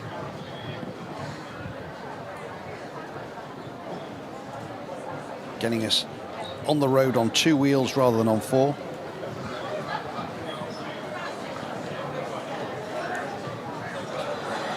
Her Majesty Queen Camilla moving on to talk about the oysters. Some details on that in just a moment.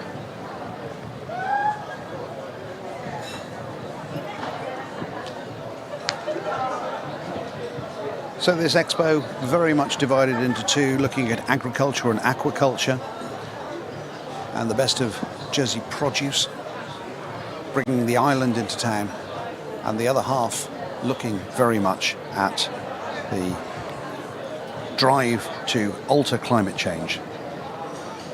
And there you can see Her Majesty looking at Jersey oysters. Peter Tarrant in conversation there.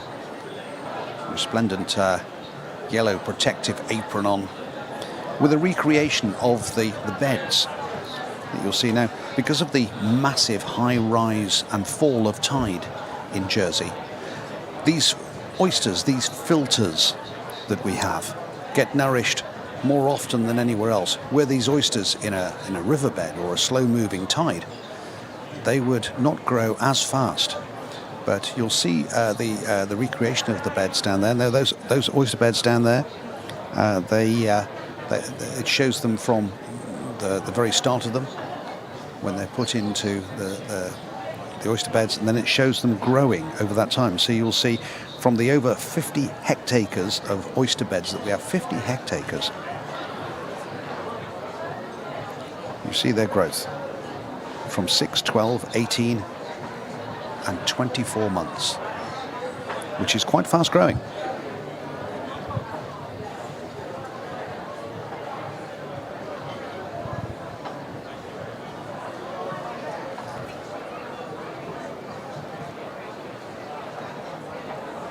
Majesties is not only a fish merchant, but it's also a fishing company in the sense that we own our own boat called the Majesties, which is where our name came from. We fish locally in Jersey waters for Jersey catch, and what we do is we sell all of our local produce, our local catch on island specifically. Nothing gets exported, so it either comes and gets sold to the public through our Citroen HY vintage van, or it comes directly here to Driftwood Cafe.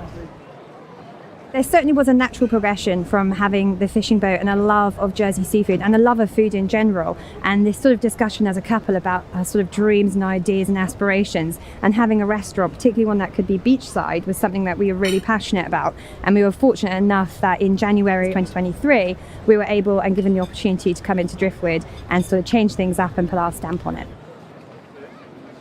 To us as a company, particularly at Majesties, as local sort of suppliers, as part of an indigenous fleet that of this historic sort of producers with a great culture and a history to it, being able to actually keep locals able to eat local seafood is so important. Not only does it increase food security on the island, but it actually increases the security and sustainability of the fishing fleet into the future. Because in places like Driftwood Cafe, if we can find somewhere and create somewhere where people can come and eat local seafood, that is just amazing. And it's keeping the fishermen in business for the future, and it is allowing the Jersey fishermen to keep going, because rather than using an imported fish product, which is quite often the case, this is all local. So people, whether they're tourists or locals, they know where they're coming. They can support the fishing fleet in a different way. Whether or not they want to come buy from us on the vintage van on the weekend sales and cook for themselves, they can also come here for a special occasion or just for a bit of lunch or breakfast. Gabby Mason there explaining their input into all of this. Now, what you will see here is that both Her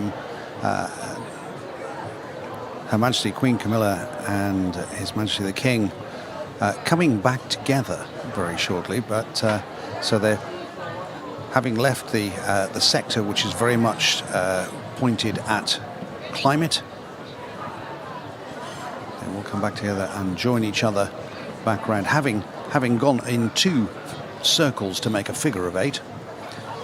And as His Majesty the King makes his way around, I think he wants to also have a look. And there's the tasting of the ice cream. Her Majesty Queen Camilla getting a chance to taste a bit of ice cream. She wanted to go back and get some, and I think it's a good idea. Everyone deserves an ice cream. Get one for everyone. And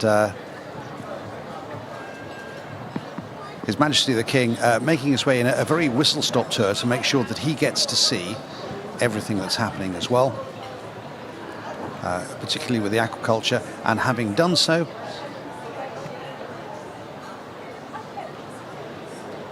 going to Jersey sea salt, as I understand it, and then making his way in a change to the programme, from what I understand it, making their way to the front of the Pondor Hotel. I think the time restrictions have meant they're running a little bit late.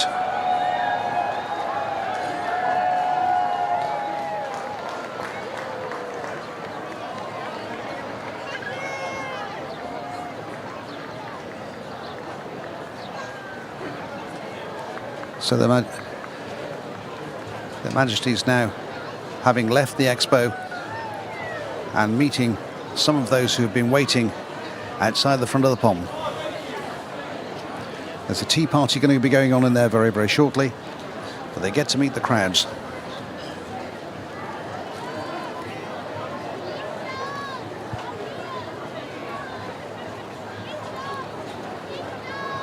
His Majesty the King is going to present the new King's Colours to the Jersey Sea Cadets in their 75th anniversary year. The King's Colour was first introduced to the Royal Navy back in 1924 when it was approved by King George V, and consists of a silk white ensign and the bearer bearing the royal cipher, red, white and blue, silk cord and gold tassels. And those from TS Jersey looking fine. A wave from His Majesty as he makes his way up the steps and into the Palme d'Or Hotel.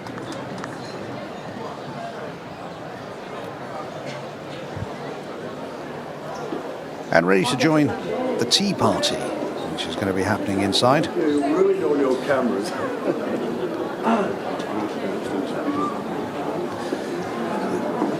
And it's at this point that their Majesties are going to take a brief pause and retire for a moment before they come back out, take to the dais in front of the Palme d'Or Hotel for the King's Parade.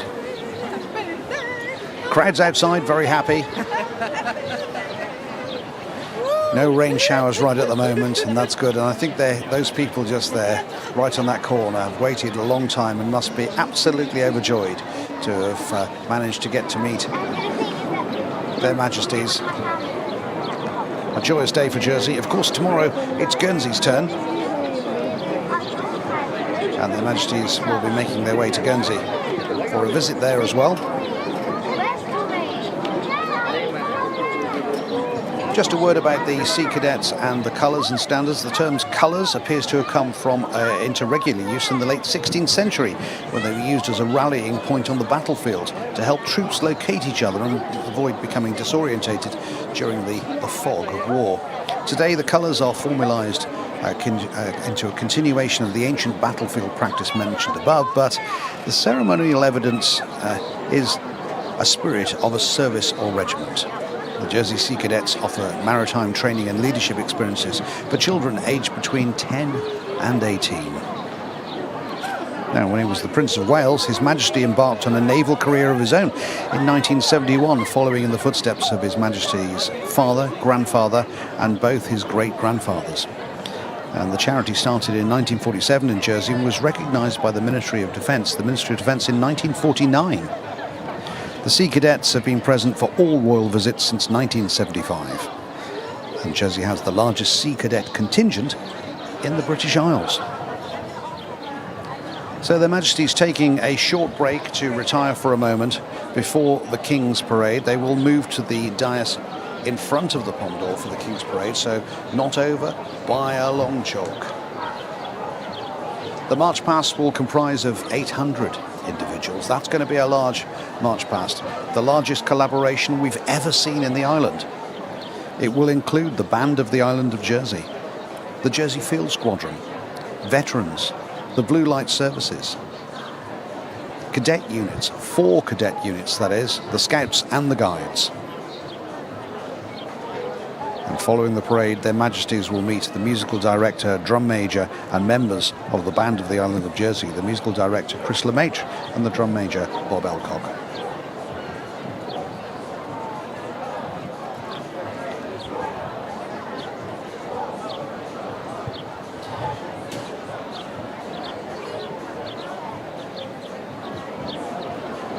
All of this will culminate following a tea party, a community tea party, in their Majesty's departure. On conclusion of their visit, they will travel up to Government House, passing through a guard of honour on the esplanade in front of Liberation Station. So that's what's to come. And they're a mighty fine and well-dressed crowd, all well turned out. Thank you for the many messages we've been getting. It's been delightful to get these messages from people who've been watching our live stream and listening to us.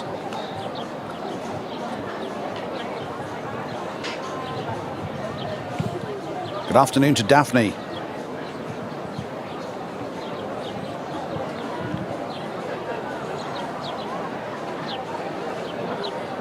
Also to Kieran and Claire and Summer and Erin, who are listening. Stephen Forrester, who's listening. Good to have you with us, Stephen. Chris and Paula, congratulating everyone on the great coverage, watching everything unfold.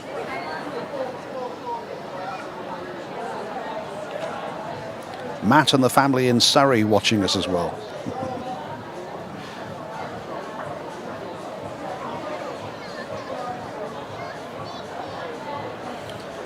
And of course, what a day today is for those not only who live on the island, but for those many tourists who've made their way here. Good afternoon to Trish Warwick, the CEO of Visit Jersey. And what a boost this is for our visitor economy, as people get to see our visitor economy in a day like today and all the good work that's going on. Sharon and Dougie are watching in Scotland.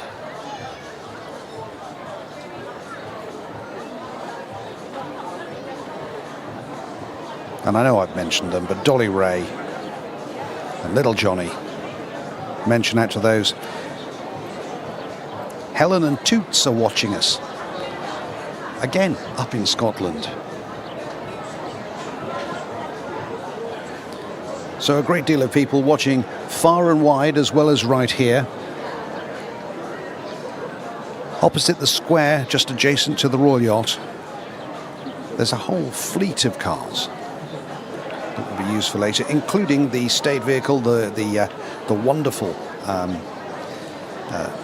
Bentley, which I think has the George and the Dragon mascot on the front. That's replaced. They have interchangeable mascots. When it's not on royal duty, it goes back to just being a Bentley sign, but the rest of the time they put other signs onto it. How very clever is that? You're probably playing the same game I am, spotting those that you might know. Of course, a bank holiday in Jersey today. And following on from the football last night, probably not a bad bet. So for many people getting their time off, and the sun coming out. Long overdue.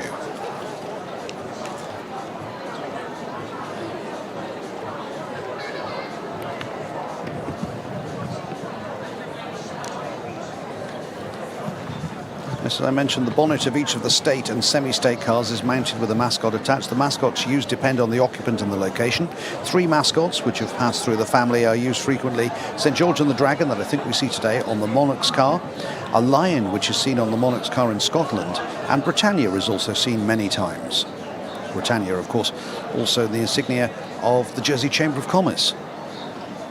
His Excellency the Lieutenant Governor is the local patron of the Jersey Chamber of Commerce, and His Majesty the King is the patron of the British Chambers of Commerce, of which the Jersey Chamber of Commerce is a member.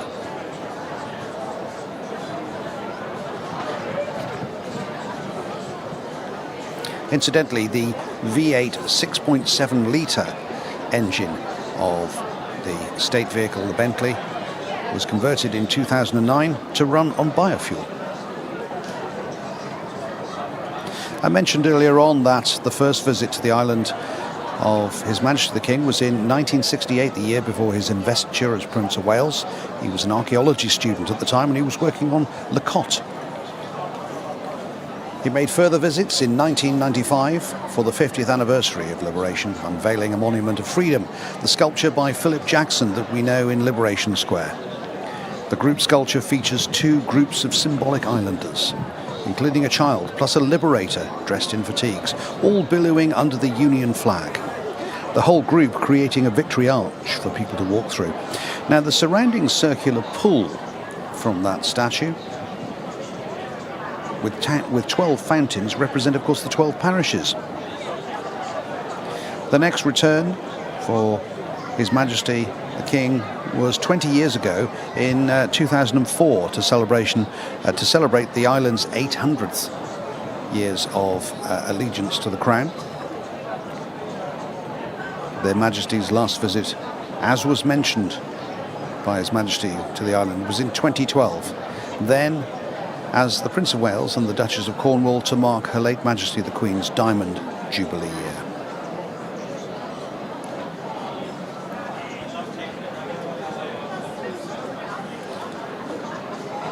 There'll be some tired legs out there. There'll be some hungry people later. 3:17 in the afternoon, still a good hour to go.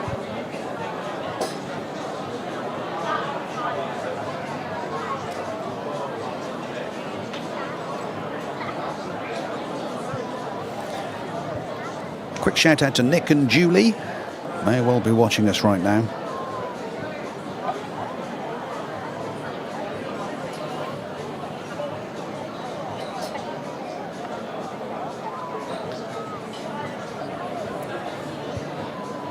somewhere way down in the south of France, Kevin and Dan watching us right now. I dare say there's a royal glass of bubbly somewhere close to hand.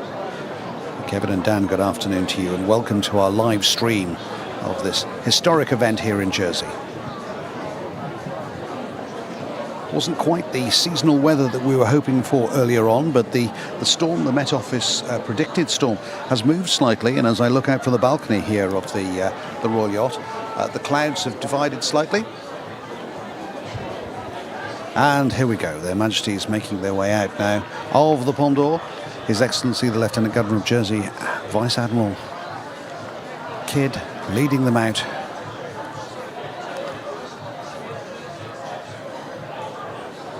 And presenting them to TS Jersey, the Jersey Sea Cadets.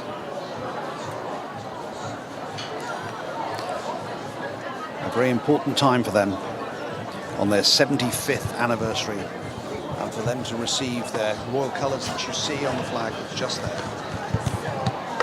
Great time.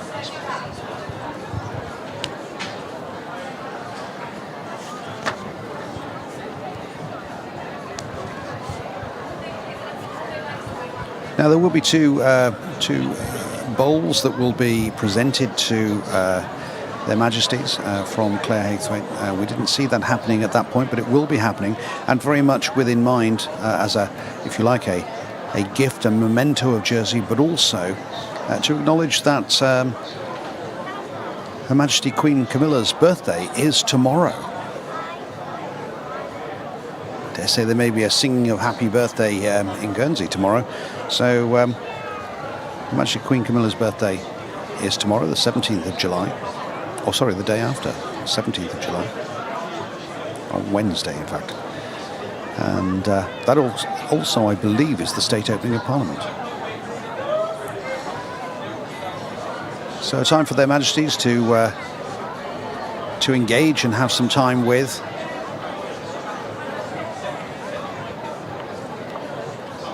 those who serve and have served with the Sea Cadets. And as I mentioned, the naval career for His Majesty the King was back in 1971, following his father, grandfather and great-grandfathers of naval service. There's a long tradition of it within the royal family.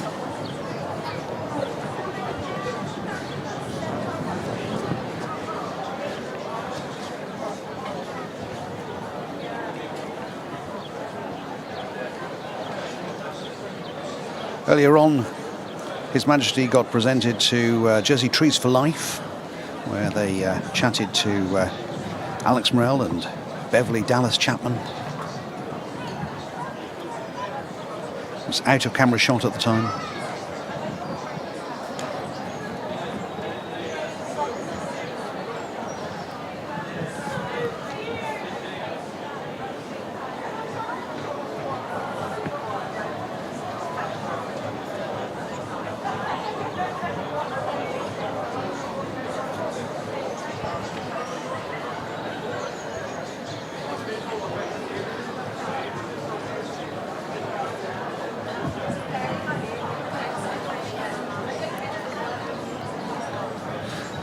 Back inside the pond, there's a tea party, which is for 70 people, which will be happening before they leave.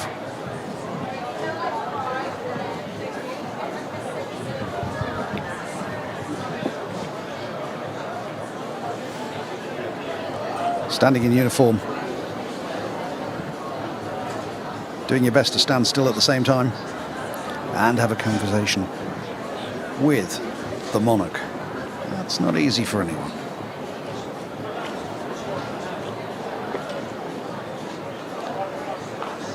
Salute for His Majesty.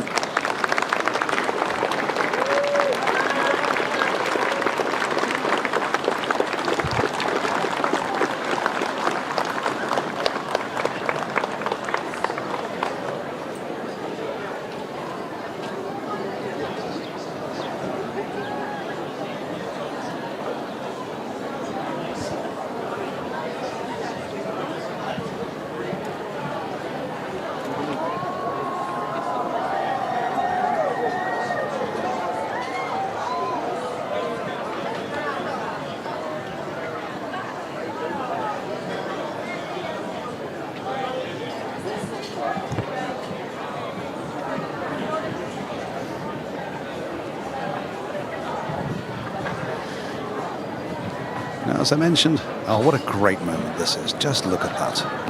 Absolutely fantastic.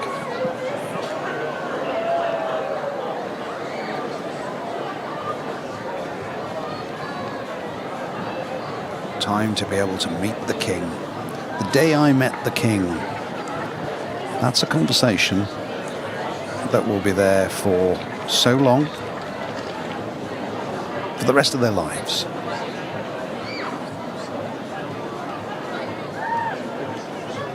The king spoke to me. Someone's recording this, I hope. Join the cadets from the age of 10. Her Majesty Queen Camilla is in the thick of it there. Meeting the crowds.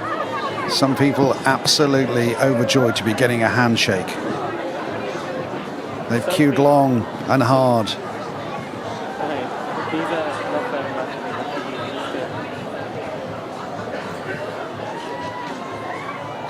A wave. A joke.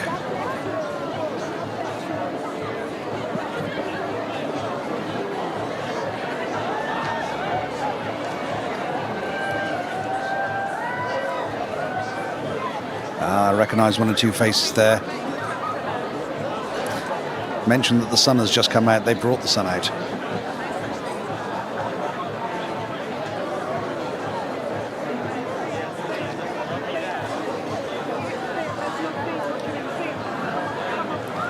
This is the moment the crowds have been waiting for. That moment of personal contact, of conversation, of a time to reach out and maybe shake a hand.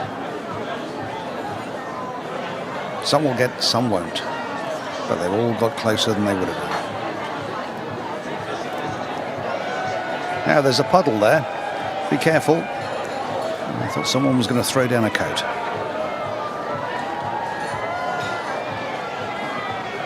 The bailiff, Sir Timothy Lecoq there. Screen froze for a little while. But yes, a few more posies being given out.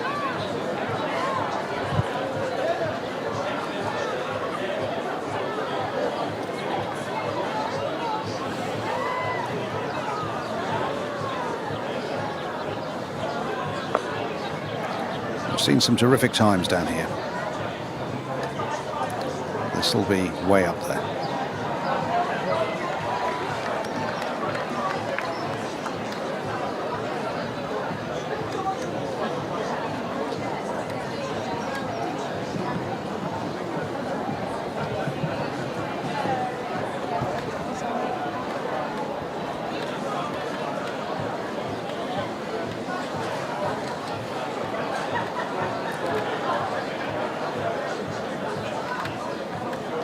Well, you can bet you what social media is going to be full of tonight. Plenty of photos. The time I managed to take a picture of the king and the queen.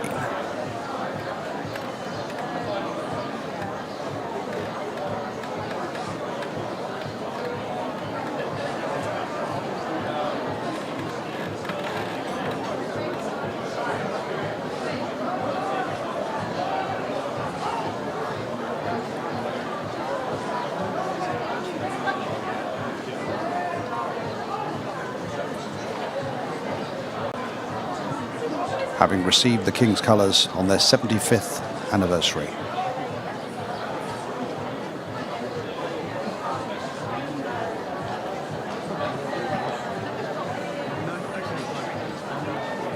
TS Jersey. The Jersey Sea Cadets, I believe, will be making their way. Probably see them later on in the parade.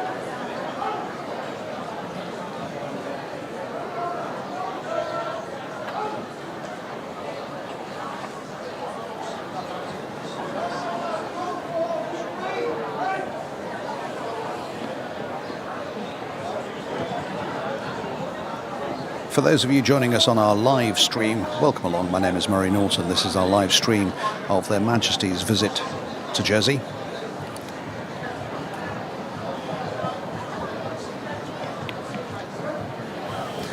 Well, as you can see, the sun has come out behind us. It's a beautiful, beautiful afternoon in Jersey.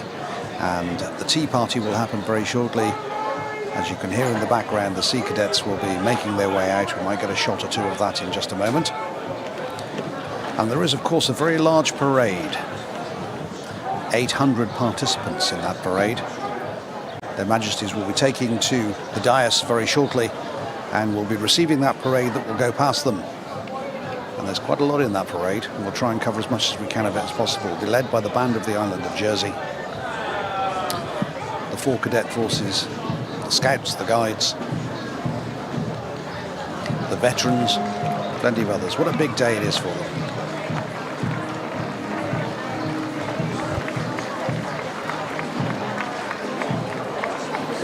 There you can see from live outside the Pondor Hotel.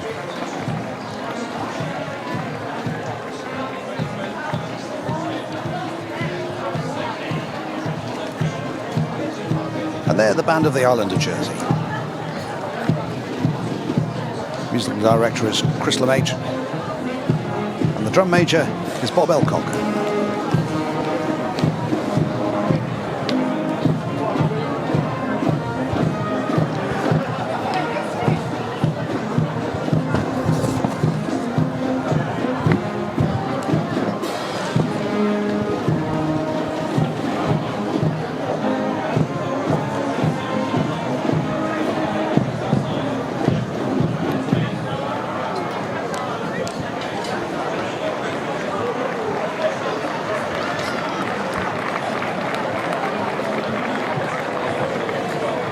Good time to have the Band of the Island of Jersey around, just when you need a bit of march music.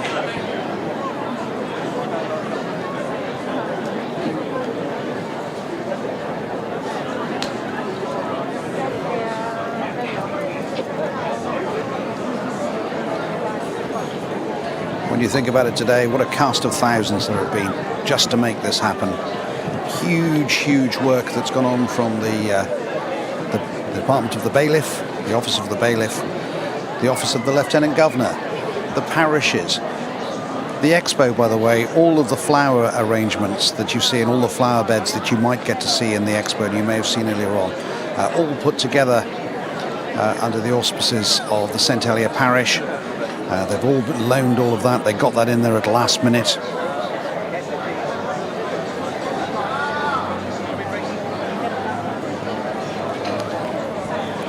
And as for the Band of the Island of Jersey, well, they've been working for a great deal of the day.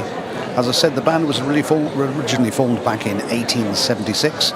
They were called La Société de l'Avenir, which later became l'Union Musicale.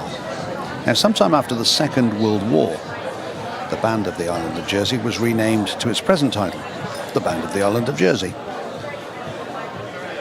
In case you're wondering, the band does differ from tradition of brass bands, that they have a corps of drums, members of which over the years have received training from His Majesty's Royal Marines.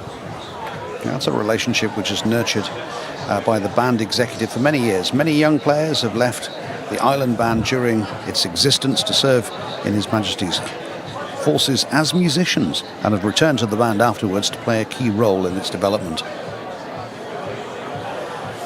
The band itself seeks to provide a musical outlet for all ages of brass musicians from primary age right the way on beyond retirement.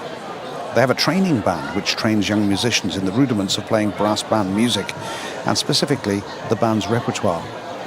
And once the young musicians have reached a certain competency in playing, a position becomes available. They're elevated, once a position is available, to a full band member and provided with uniforms. From then, they are fully fledged members of the Band of the Island of Jersey. You see along there? That's the bus station, and they're not waiting for a bus.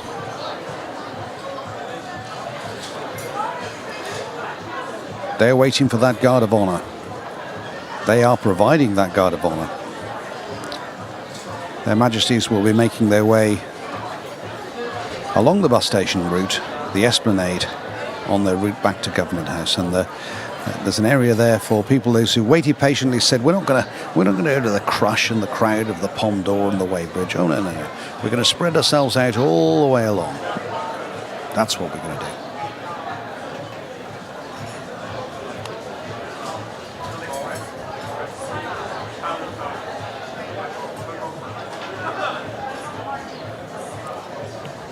So there's the view looking back. Look how many people there are all the way down there. From the finance offices to the Indian restaurant, to the bus station, to the apartments. And a couple of honoraries as well. Good for them. They're not for moving.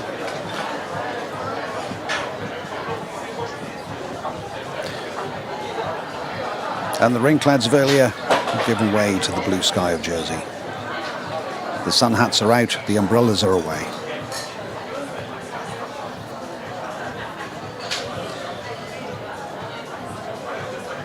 And for the locals, for the friends, the family, the children, the visitors, the dignitaries, a special day.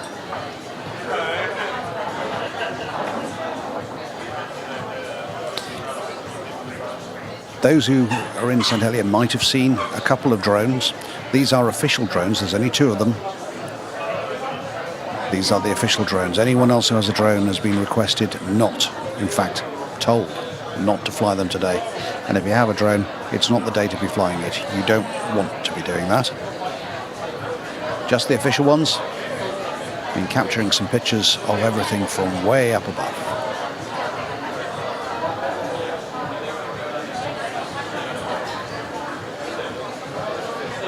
So the area of the Expo, just over my shoulder from where I'm speaking from, is now an area of, wow, did that really happen? What did they say to you?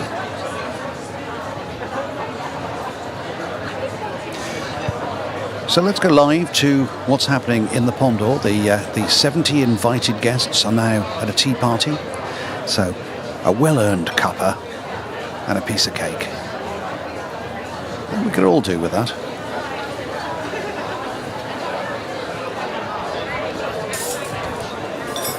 His Majesty very engaged in conversation, as you would expect. Over a cup of tea, round a table.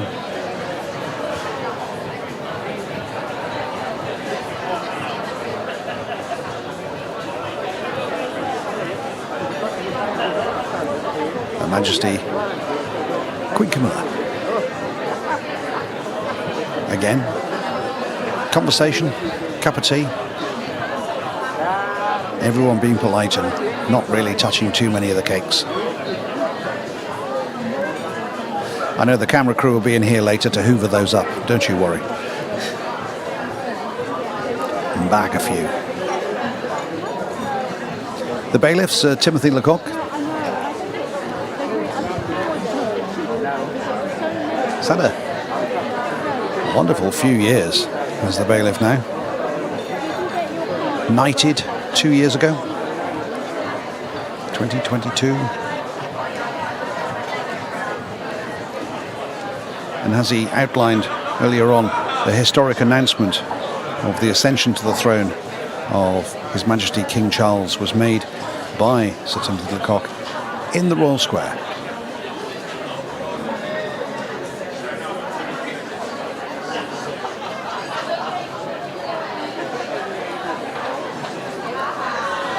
The Royal Visit Tea Party, they've been waiting for quite some time in their seats.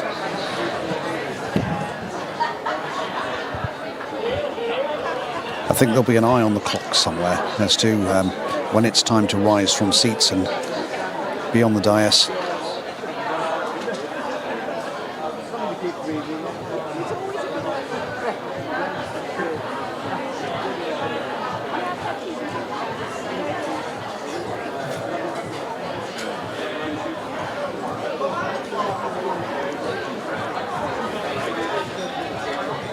Yes, I felt the presence of the bailiff there, just as a reminder, Your Majesty.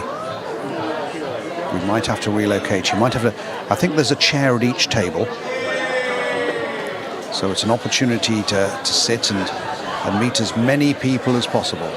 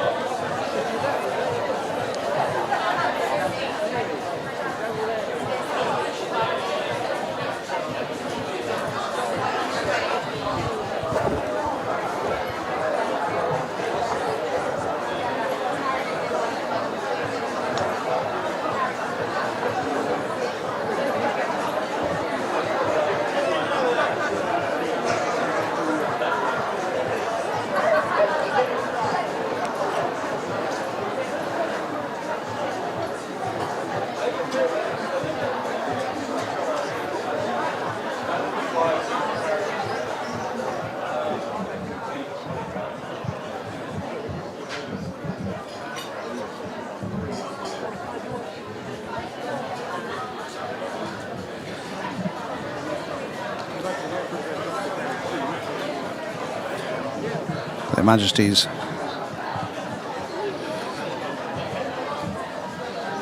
starting to make their way from the tea party.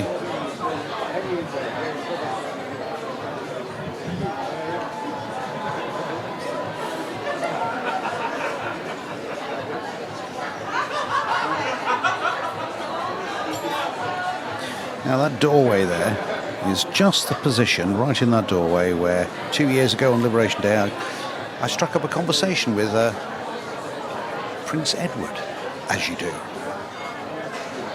following the Liberation celebrations 2 years ago. Oh, there we go. We're back down at another table. We're on to table 5.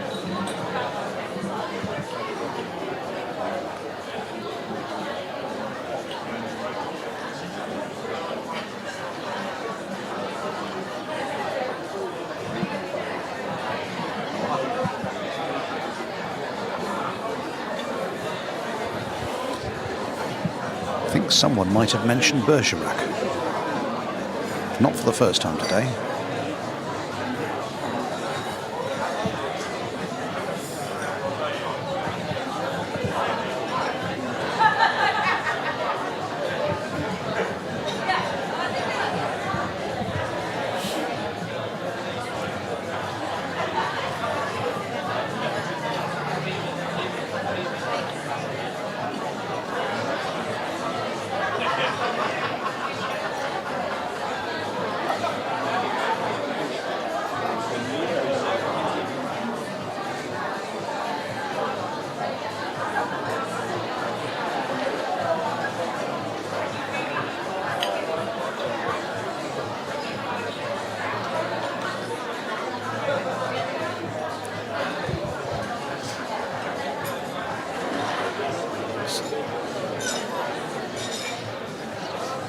Having seen what's unfolding in front of us today, almost uncanny to think of just how many people have been introduced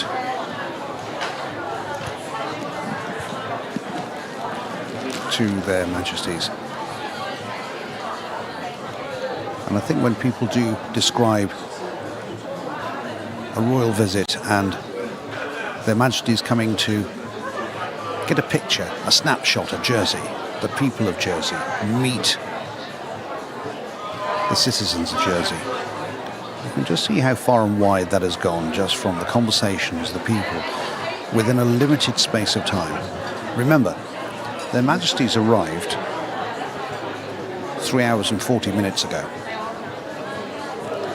when they touched down at 1 o'clock today on Embraer Legacy jet at Gamma Aviation.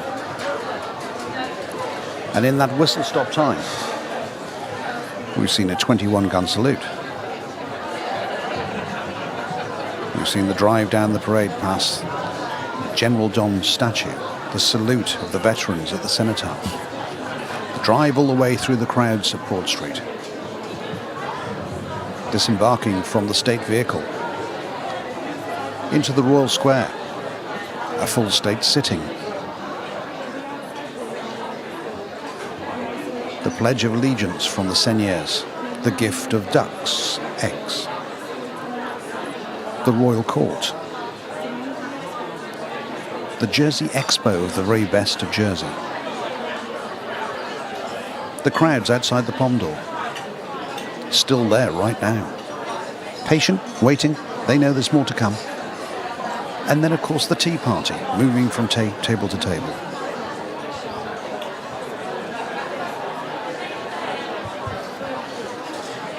And the Pom Door with its own extraordinary history.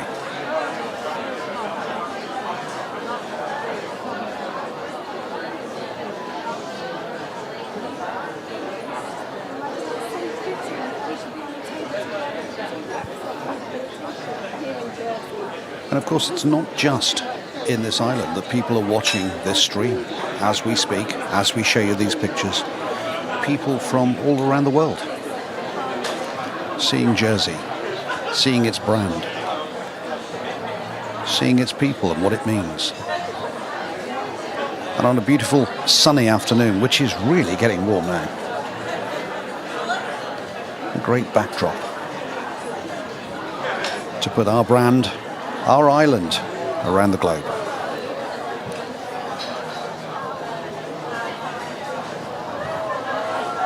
Messages coming in from Shower and Doug in Aberdeenshire,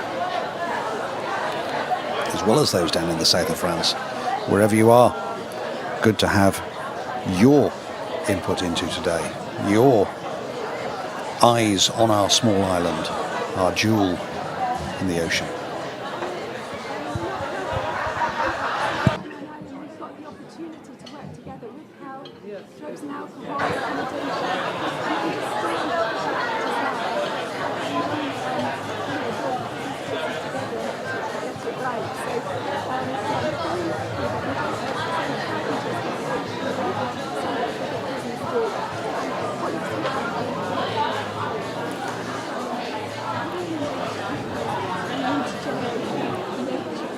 Congratulations again today to those up at Lemoyne Prison. They've played their part today as well. That 21-gun salute from the 7 cannons and the reserve cannon in case of a misfire. Those cannons were refurbished. They were in a bit of a state. They needed a new varnish, so a rub down and a refurbish happened. And a little plaque on each one of those cannons denotes today's date and the visit of their Majesties. So plenty of work has gone into the finest little detail. Everybody's played their part in polishing, shining, cleaning, setting.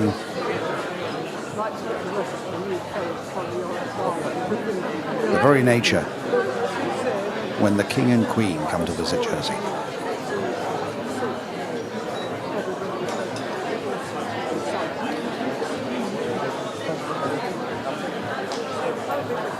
We all, of course, have memories of previous visits.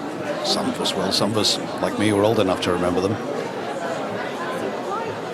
But I do go back to that time, the first time I ever saw the late Queen, Her Majesty the late Queen, when I was a child, and I can still remember it as fresh as if it was yesterday.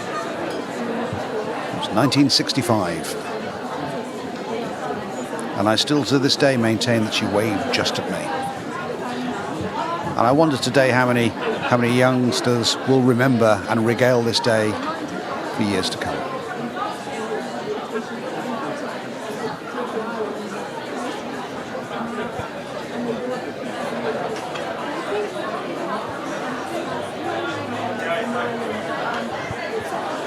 It's 3:46, it's live, it's the streaming of Their Majesty's visit to Jersey.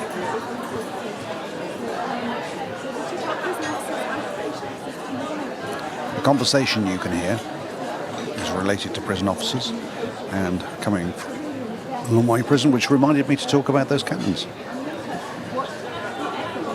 His Majesty the King just being a very kindly reminded that he must move tables. His Excellency the Lieutenant Governor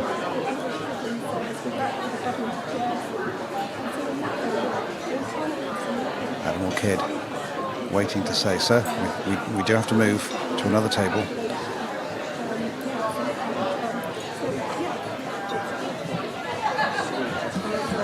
And again, sorry to interrupt, but Your Majesty must move on. I don't think they've got a look in at one piece of cake on any of these yet.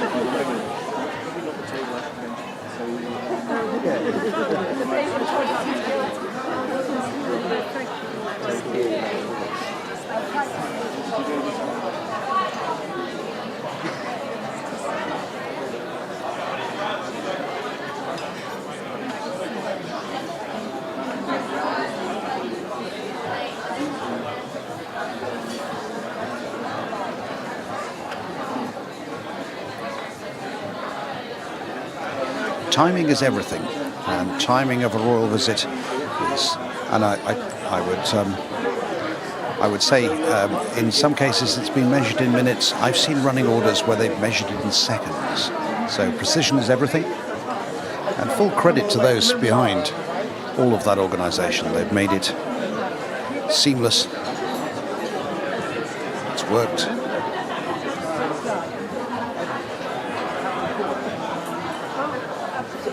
And that'll be Tom from Art House Jersey, pouring a glass of water next to Her Majesty Queen Camilla.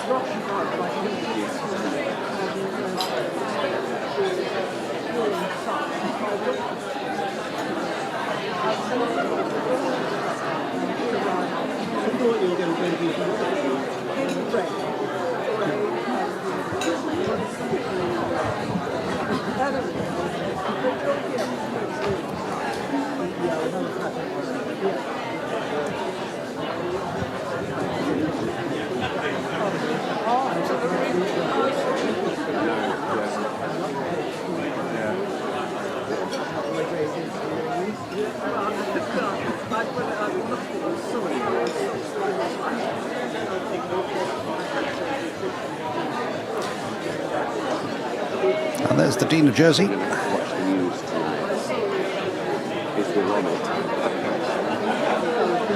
Very Reverend Monk Curl. Sitting, as you look at it, to the left of His Majesty.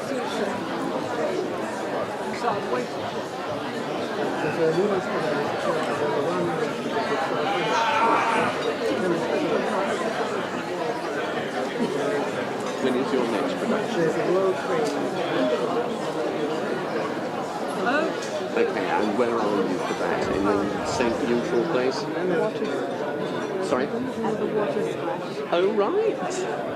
Oh, I think I must have heard. Among the grateful thanks of those watching in the stream, Peter Keegle. Hello, Peter. Good afternoon to you. Good to have your company on this. Inside. Okay. Have you been to the water? Well, yes, obviously you've been, but have you ever been to the water splash? Yes. It has a formidable history, of course. It's a great fun place. I haven't been for donkey's years, but I found myself... And Linda Francis. Hello, Linda, Jim and Barney. When we were having some sunny weather. A few paw prints there. I'm guessing Barney's the dog. Linda and Jim watching and enjoying these pictures direct to them.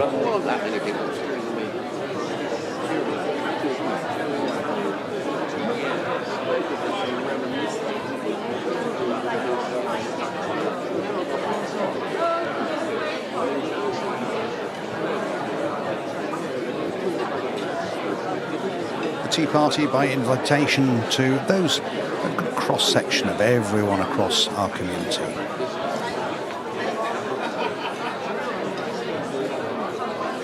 Impossible to see everyone, impossible to meet everyone.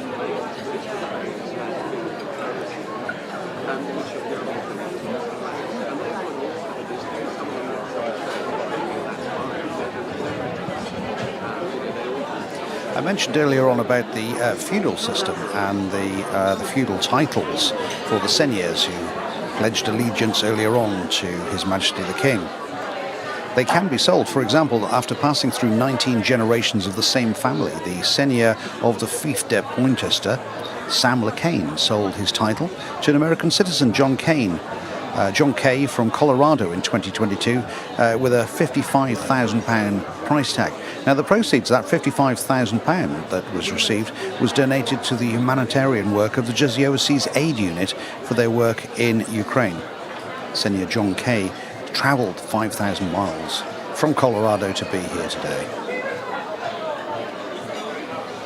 The enduring nature of the feudal rights amid modern governance have had their moments in modern history, and land disputes have served as a poignant reminder of the Channel Islands' unique legal landscape.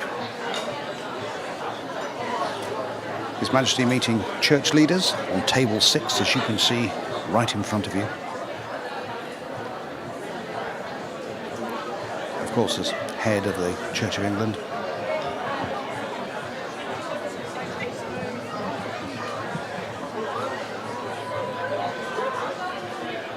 And Her Majesty, I think, sitting on the table of culture and arts, if I'm not mistaken.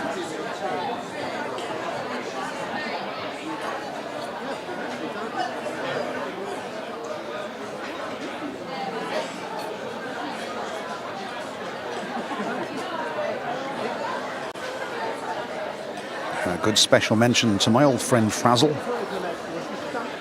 Fraser Martin watching this from afar, well, the East Coast.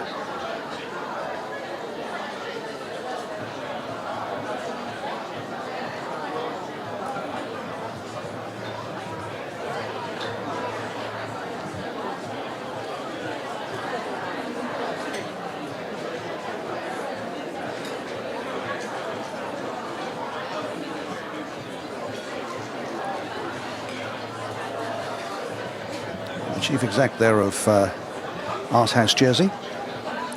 There's Tom Dingle. I don't know who it was who thought up the name Art House Jersey. Well, it used to be the Jersey Arts Trust. But I think he was an immensely clever and talented man. I was just hinting that it might have been me. Anyway, it works well.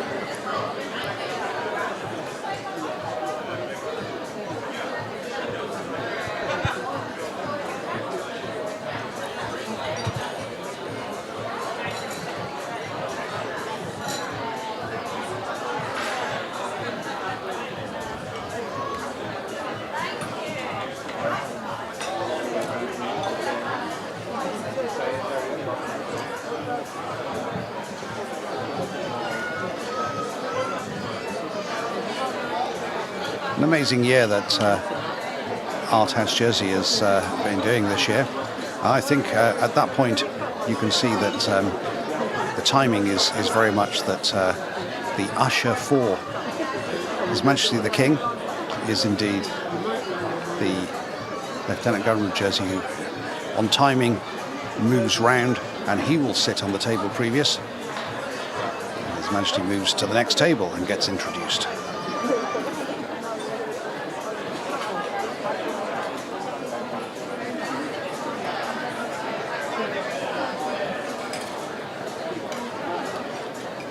I did notice that the bailiff, Sir Timothy Lecoq, was then moving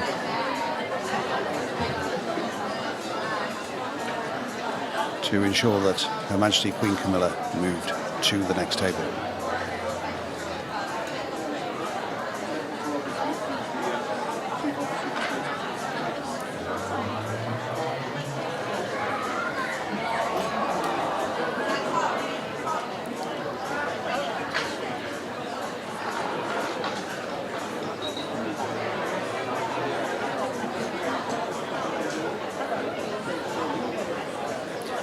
It's another table, it's another conversation. Good to see. And some introductions to our blue light services around the table.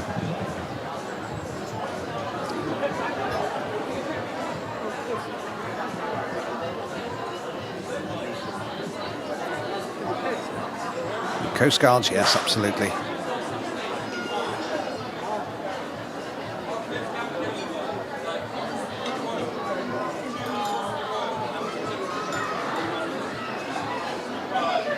Now, of course, you're thinking that I've probably got a guest list, but I haven't.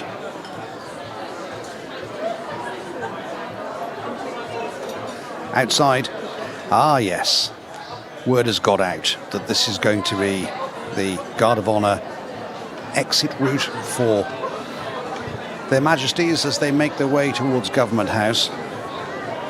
Yes, there's still time to cross over. There you go.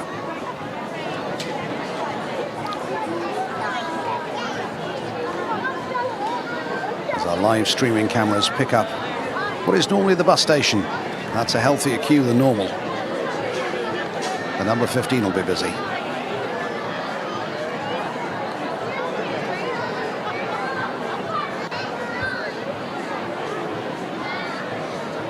I dare say it's going to take a few hours to disperse the traffic. Meanwhile, outside the front, opposite the pond door, front and centre, medals on show.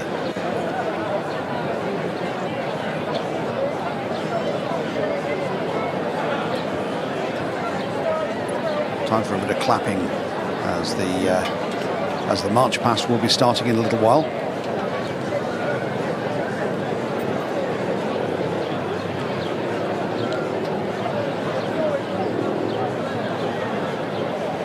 Just shy of 4 o'clock in the afternoon, live streaming. It's Murray Norton with you, bringing you this live coverage.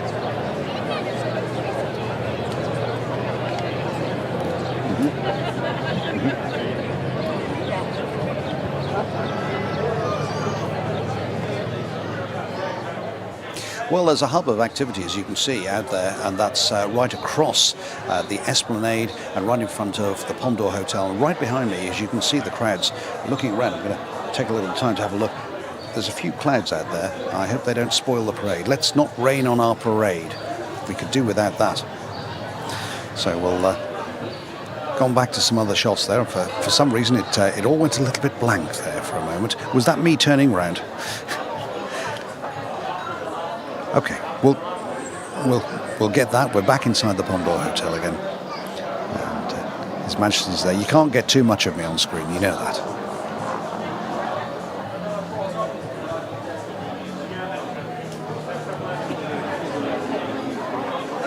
So His Majesty the King, in good conversation, not that we're privy to. And right behind you can see Lieutenant Governor and the bailiff, very much the timekeepers, very much being briefed on how much time they've got. That's the Chief Officer of Police, that's Robin Smith. Spoke to Robin yesterday. A busy old time he's having. 62 local officers on duty today.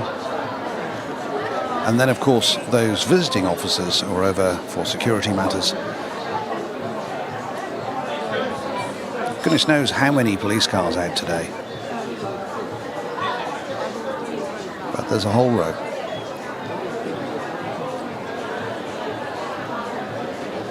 And our service has been doing a grand old job.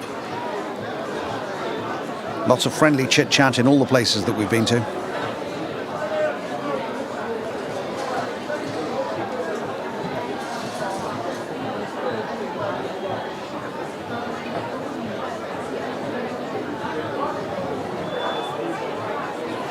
Robin, a familiar sight actually on the streets of Jersey, is our Chief Officer of Police.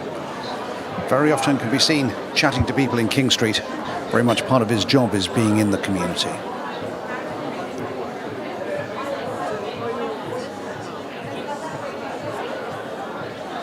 So various strands of the various communities across the island getting their opportunity to have a cup of tea and a chat.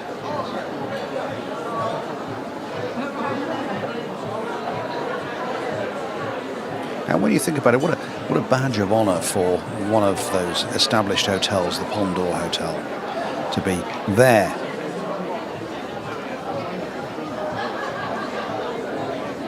Good afternoon to my old friend Carl as well. Thank you for your messages, it's extremely kind of you. Watching the streaming, enjoying the coverage, keeping up with what's happening, getting an insight on the inside of the Pomdor whilst being on the outside. Well, that's what we're there for. And there you are on the outside. There you see the Philip Jackson sculpture in the background there, unveiled in 1995 by the then Prince of Wales. At the 50th anniversary of liberation, I remember it very well. As Prince of Wales, he was in Jersey, and then later on in the afternoon in Guernsey. I was part of the media troupe that was following him that day. And then the following day, the liberation of Sark, which was May the 10th, 1995. I was there then when the seigneur of Sark decided that he didn't want all the media there. He decided he'd have one person from radio, one person from TV, and one person from the newspaper press. So there was a PA photographer. There was somebody from Channel Television, as it was called at the time, ITV, in the Channel Islands. And there was me. And we were the only three people. So from all the crowds, as in today, we suddenly just had three of us walking alongside the Prince of Wales, which for about 4.5 hours of commentary was difficult because we weren't allowed to talk to him, but we were allowed to talk about him, which was difficult to do without him hearing. But there we go. He's just about to be moved on again because I can see that the Lieutenant Governor is hovering, saying, "Sir, going to have to move."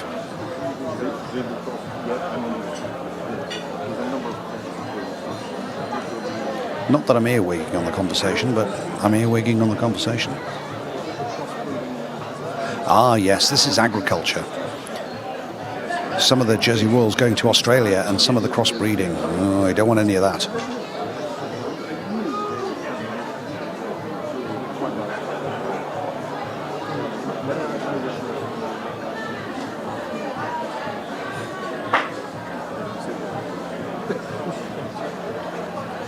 There we go, on his feet. And I think that, is this another table or have we run out of tables now?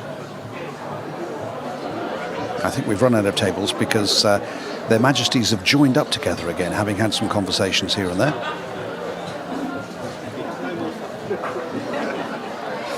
And they'll be making their way out of the Palme d'Or Hotel.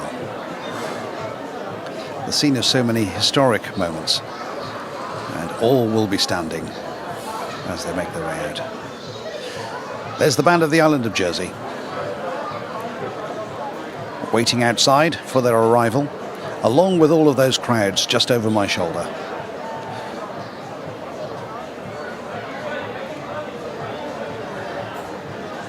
"4:05, not bad on the timing schedule. Let's not overrun now. Some threatening clouds I can see before me. Let's hope it holds. We don't want a parade in the rain. Don't make me break out into a show tune.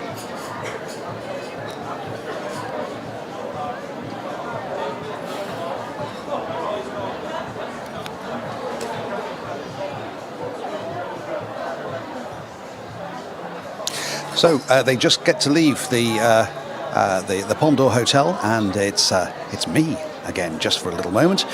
Just to paint the picture for you right now, we've got a parade that's coming up with 800 participants in it. It's going to be a full old parade, that's for certain. And I know the cadet forces, 4 of them will be there, the veterans will be there, and many others as well. So the bit of a march band will be led by the band of the island of Jersey, who are waiting for their Royal Highnesses to arrive outside the Palme and onto the dais out there. And I know we'll hear it because the crowds will be cheering at that point. So there's just a moment before they do so, this little pause in proceedings. If you've just joined us, hello. My name is Murray Norton. I've been your host for this afternoon since 1 o'clock. We've been covering all that's been happening. And you'll be able to look back on this because I know it will probably stay up on the YouTube site for some time after. So if you missed any or you've just arrived back now and you want to look back at it, there will be a chance to. A reminder that the Expo just over my shoulder that their Majesties were at, that indeed will be open tomorrow from 10 until 4, I think, maybe 5 o'clock. So you'll be able to pop down and see what they've seen tomorrow. And I would urge you to do so because the care and attention that's been taken into recreating the countryside in the centre of town and to showing what work goes on has got to be seen to believe. So I would urge you to do so. If you get the opportunity to come down, it's free to come in. Come in and have a look at that expo. See what their Majesties have seen over their short 40 minutes. You can take a little bit longer on that. That's for certain. We're live. We're on the balcony above the Royal Yacht. You can hear the hub of crowd below and beyond me, and you can see from the wide shot there. If I look behind, yes, there's some clouds, but I think we'll be okay. Let's hope so. Let's hope that happens. So hopefully their Majesties will be making their way out very, very shortly. And there we go. The band of the island of Jersey in preparation. Drumsticks at the ready, sir. Don't drop them. And they will be striking up very, very shortly. All waiting for a little bit of a signal.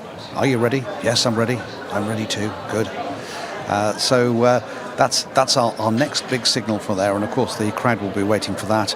And we're hoping at that time that the weather does hold. I can feel it getting a little bit darker because here in the studio lights are standing out more than they have done before.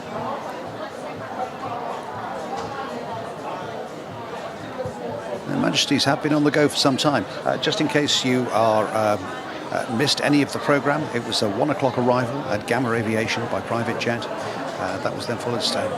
Ah, look at that, some posies at the waiting. Eager. What a prince and princess there. Looking fabulous. And yes, I don't have their names, and I only wish they had. Their Majesties on their way out. I think that might be the staff. Goodness, is it raining again? Not yet. It looks like it's raining, but it's not yet.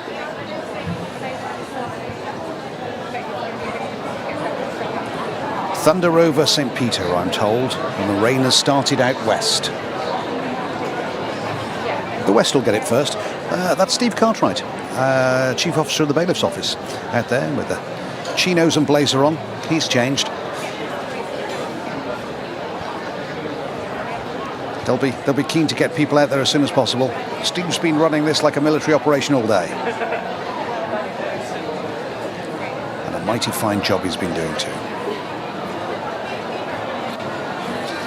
Well, the reports that are coming in from the west is torrential rain in St. Peter.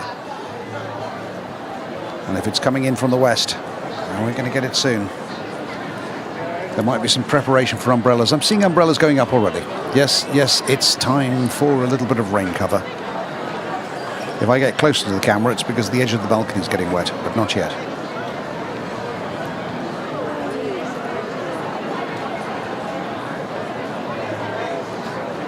It's not going to scare them.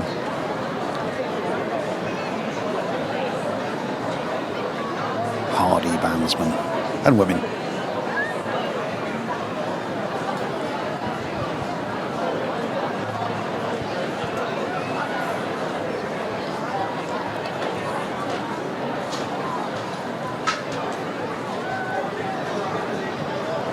So a little moment of retirement between tea party and taking to the dais, but it is about to happen.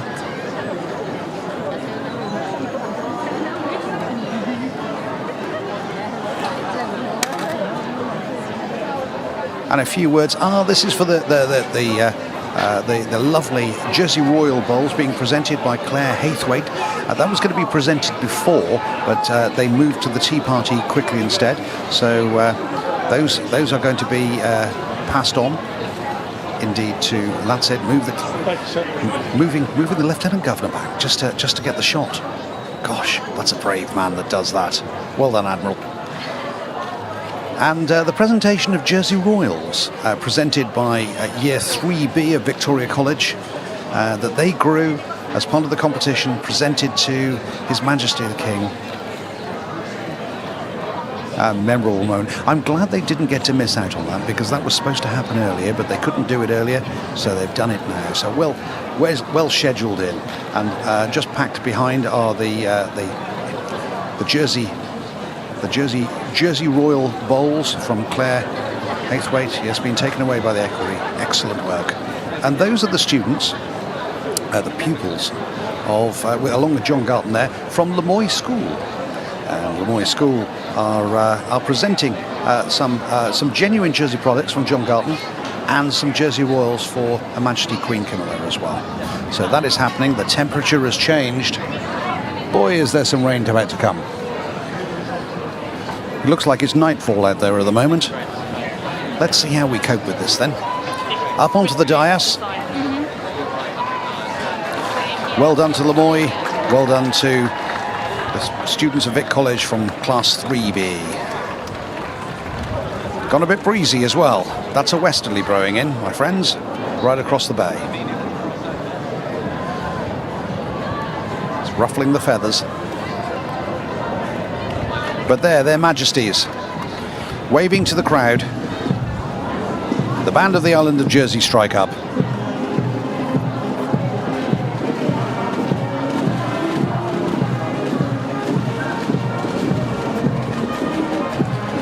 Well, we're hoping that the thunderstorm that was over and is over St. Peter is now. We're getting some rain coming in, and it's coming in at a heck of a rate. And that storm is whipping up such so that it's blowing a few chairs and tables over. We're in the middle of a storm.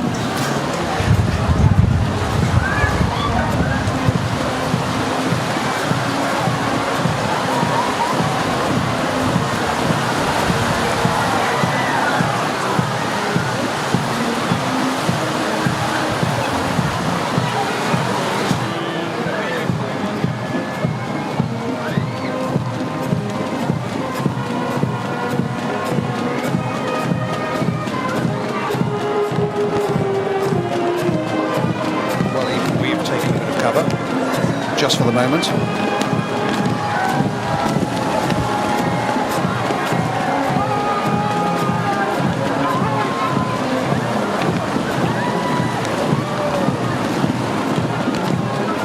That is probably raining at the most difficult of times, as we see the march past.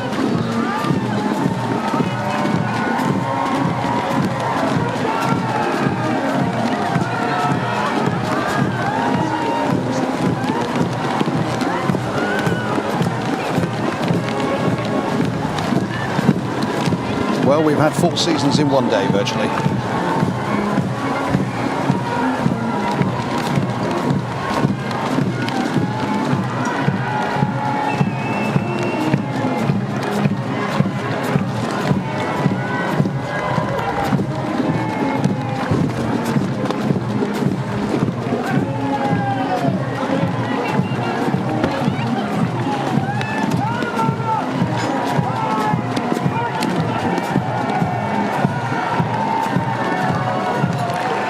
What did I say about don't rain on my parade? I'm afraid. It's happening. From the comfort of your streaming venue, wherever you happen to be, enjoy these pictures.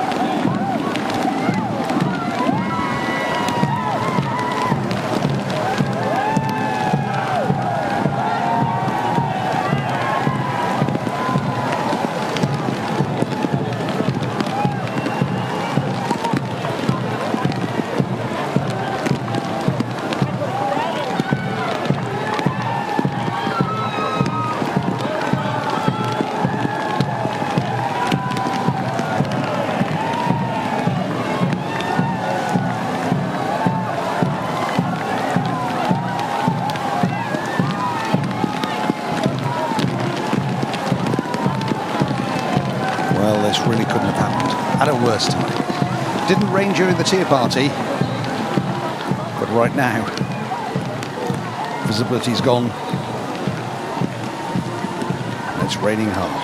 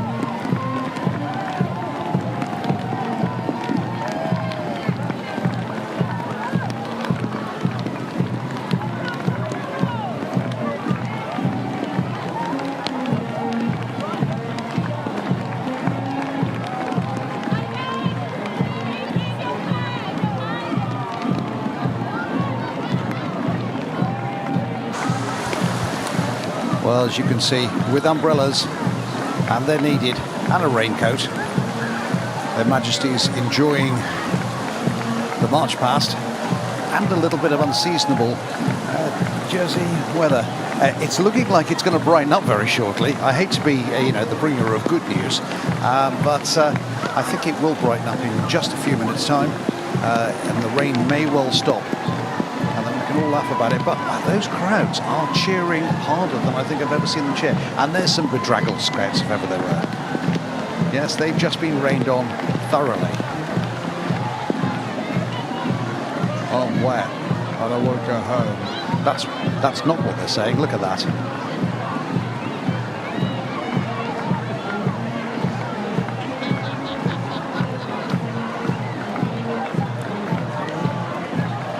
Well, everyone's having a good old laugh about it, that's for certain. The march past of the 800 individuals, it is the largest collaboration we've ever seen in the island for one march past. So it's a pretty big march past that you see. Well, coming in from the west, it's starting to dry. Do you know what? I think it's going to stop raining in a minute. That's what you call a shower. The band of the island of Jersey, the Jersey Field Squadron, the veterans, the Blue Light Services, the 4 cadet units, and the scouts and the guides. All collect. Oh, someone thought about wet weather gear. Always prepared.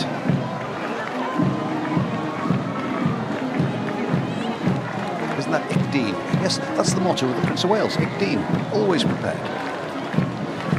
And those Girl Guides were definitely prepared.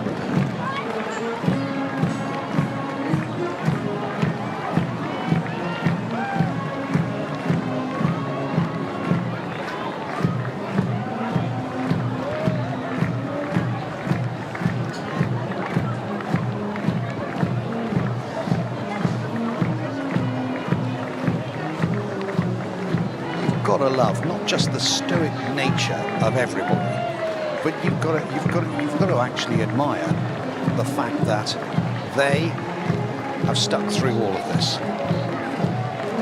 They being everybody involved.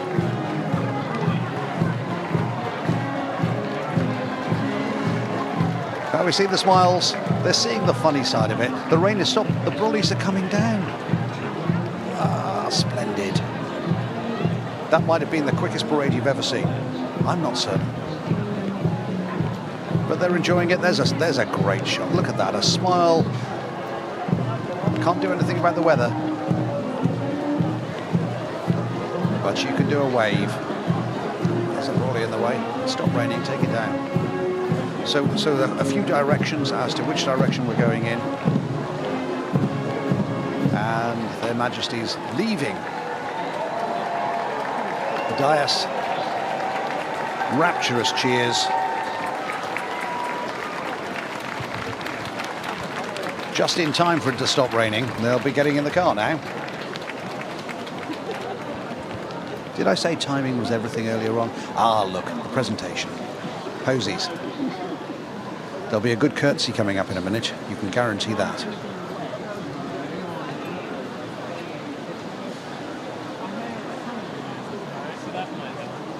That's a lovely moment.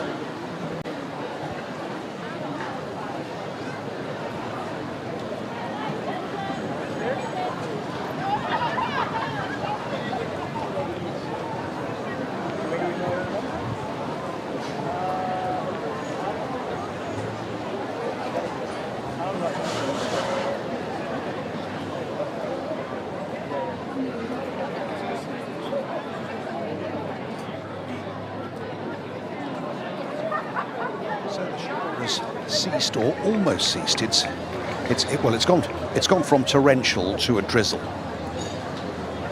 and I'll settle for that, quite frankly.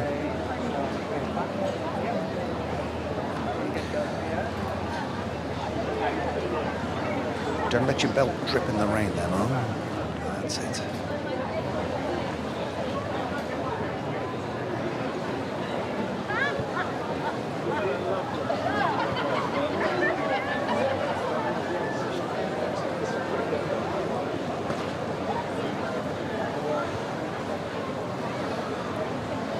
Well, we've managed to even almost reset our studio. Might even get a chance to see that very shortly. But their Majesties now coming to the end of their what's it been, 3.5 hours since they landed. What an awful lot has been covered during that time, I can tell you. And those people waiting patiently all the way along the esplanade will get their reward very, very shortly. Some final thank yous and a line-up for those that get thank you for your patience, thank you for staying.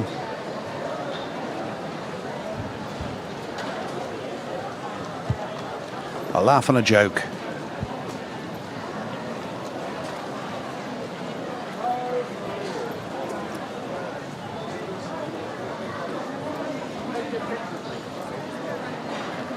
The official entourage following behind, and the cheers of the crowd as they acknowledge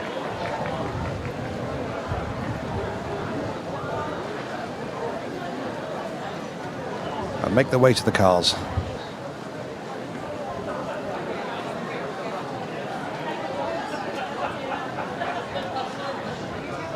Presented to Chris LeMaitre, the musical director of the Band of the Island of Jersey, and Bob Elcock.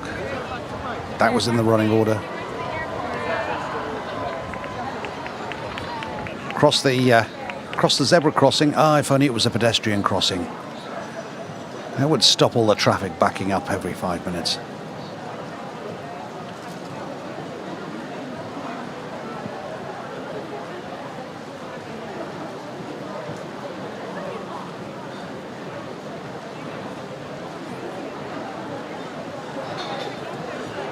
Be some soggy gloves there from the Band of the Island of Jersey. A few people trying to dry out for a little while. Oh, look, there's a little hello from between the barriers.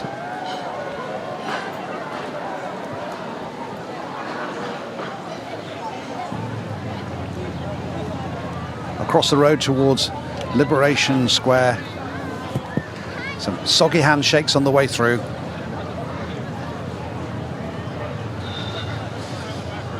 Her Majesty Queen Camilla leading the way. His Majesty the King following.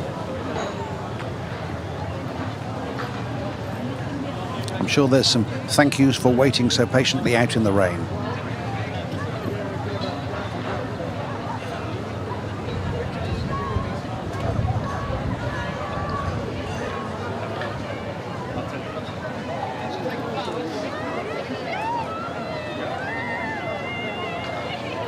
No dampened spirits here. Now this is the area in front of what was the old tourism office. I think we still call it that. Just across the entrance from Liberty Wharf. They're making their way right the way across the square.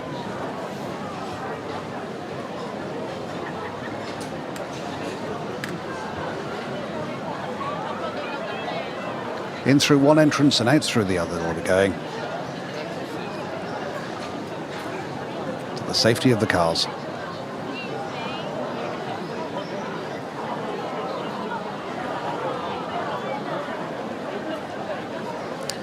I've shook the hand of the King. That's what's going to be said. That's definitely what's going to be said. Someone's filming while they're going on. And you can talk to me, but I can film at the same time. That's on Instagram in 30 seconds' time.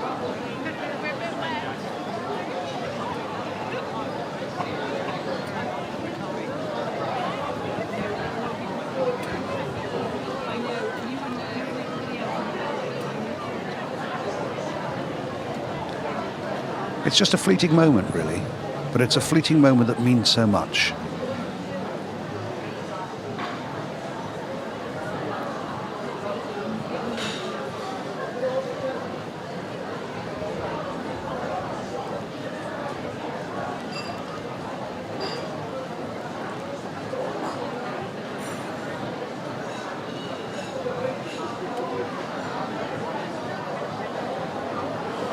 That's it. Hat off. Well done, you.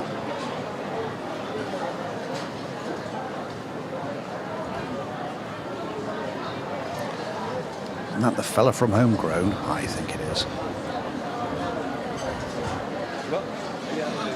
Yep. You take the scroll, you take the brolly. It's sunny again. Excellent.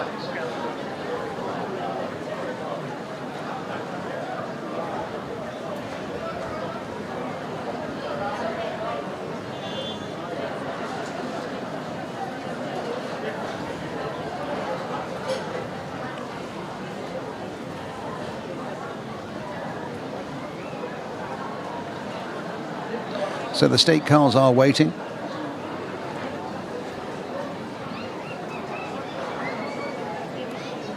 The loop towards and then back away from the sculpture.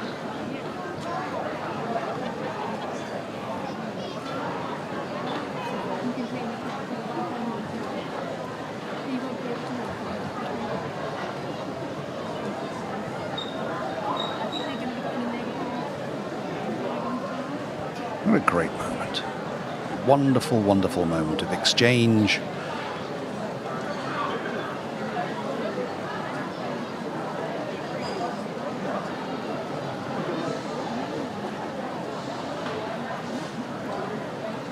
The Royal Visit 2024 in its last few moments for the public in Jersey.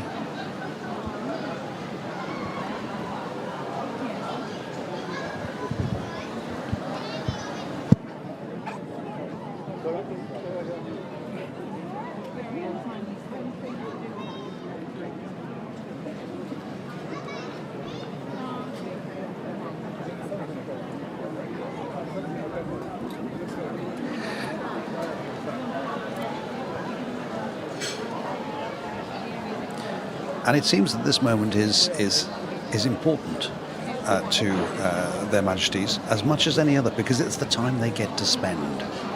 It's the time they get to be with their subjects, if you like, but close up. There. The wife of the Lieutenant Governor you see just behind there, in the white hat. Rare shot for a moment. Dr. Kidd.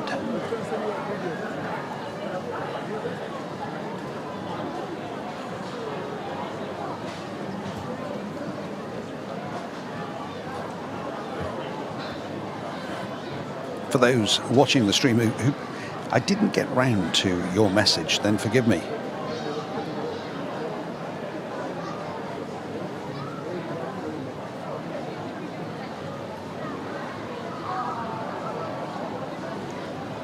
Caitlin from South Africa, for instance.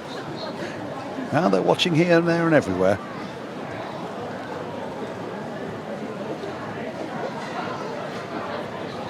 And thank you to everyone who sent me pictures of the storm heading towards us. Thank you for the early warning. There was not much I could do about it, I'm afraid. I should moan, sitting on a balcony undercover. I've never seen a camera crew move so quickly, though, I can tell you that.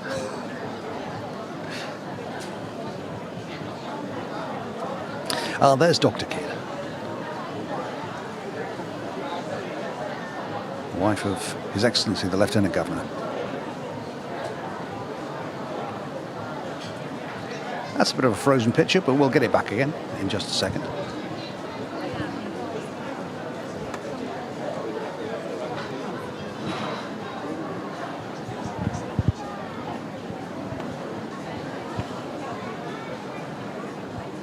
Ah, we're moving again. There we go.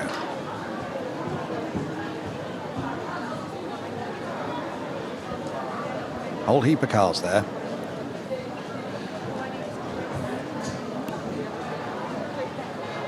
Now, the one to the right of your screen, just to the right, that's it, that's the one. That's the royal car. That one there, and it's got a mascot on the front that I'm desperate to see what it is. But, there we go. The royal party will be making their way across the road. Their Majesties will be getting into the state vehicle based on the Bentley Arnage R. 6.75 litre, 400 horsepower, 130 mile an hour it'll go. Converted to biofuel in 2009. As I think I mentioned earlier on, I'm sure I did because I love a stat or two. 3 foot longer than the original Arnage. 10 inches higher and 6 inches wider. And the doors open at a right angle. I think we just saw the end of 3 cheers, or heard the end of 3 cheers for their Majesties.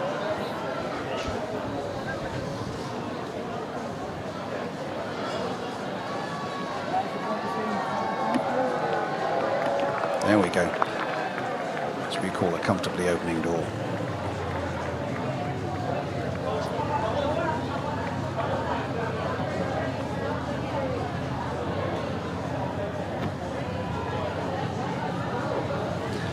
And off they go. Windows slightly down, last few waves.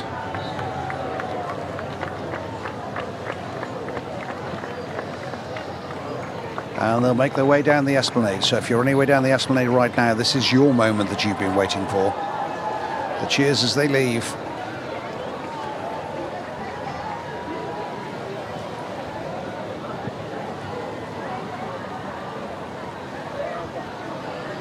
Huge crowds all the way down the esplanade. Over the speed hump, nobody crossing today.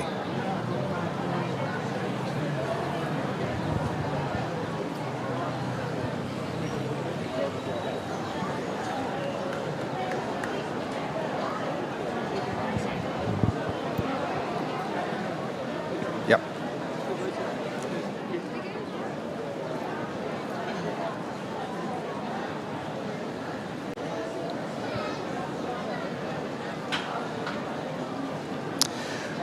Well, we've had it all, haven't we? We've had a splendid royal visit. They're making their way, their Majesties making their way down the esplanade at this moment. The crowds will be enjoying that as they head back towards Government House for some respite, for the end of their royal visit here in Jersey. We've had the sunshine, we've had the showers, we had the westerly wind come in at the same time. Everything up here on our studio, you can see we've moved ever so slightly. Everything here got blown inwards and soaked, but we're fine. And those people that were in that parade, didn't they do well? Didn't they brave it out? And weren't the cheers louder than ever, as we're not daunted by a little bit of unseasonal rain? Their Majesties have had a very, very full afternoon. They landed at 1 o'clock this afternoon on their Embraer Legacy jet. It was brought in for them at Gamma Aviation. They've seen the last 7 of the 21-gun salute. They've driven down the parade, down into Broad Street, through the crowds all the way along, into the Royal Square, a state sitting, a royal court sitting, a visit to the royal court, and a travel through following the mace. Out through the library steps, down Mulcaster Street, into the Expo that you see behind me, of bringing the countryside and everything that this island is doing to get to net zero, right behind at the Expo. And please do come down. That's going to be open for all of tomorrow during the daytime from 10 o'clock in the morning. So come down and see the Expo. See what the royals have seen. I think you'll be impressed. We hope they have been. The sun is now coming out. There we go. A little bit of splendid sunshine to end the day as we started it. Thank you very much indeed for watching. Thank you very much indeed for following the stream. We've had over 10,000 people following this at any one time. It's a real pleasure to have been able to present this for you. Our thanks to the entire team that have been looking after us. Thank you to Indigo and Tom, who've been looking after me in the studio, for Mike and everyone up in the studio gallery that has been making sure that we do what we do, and to our camera team that have been out covering everything from every angle, everywhere they've been. Real pleasure to be with you. Have yourself a fabulous remainder of the bank holiday, and thank you very much indeed for watching.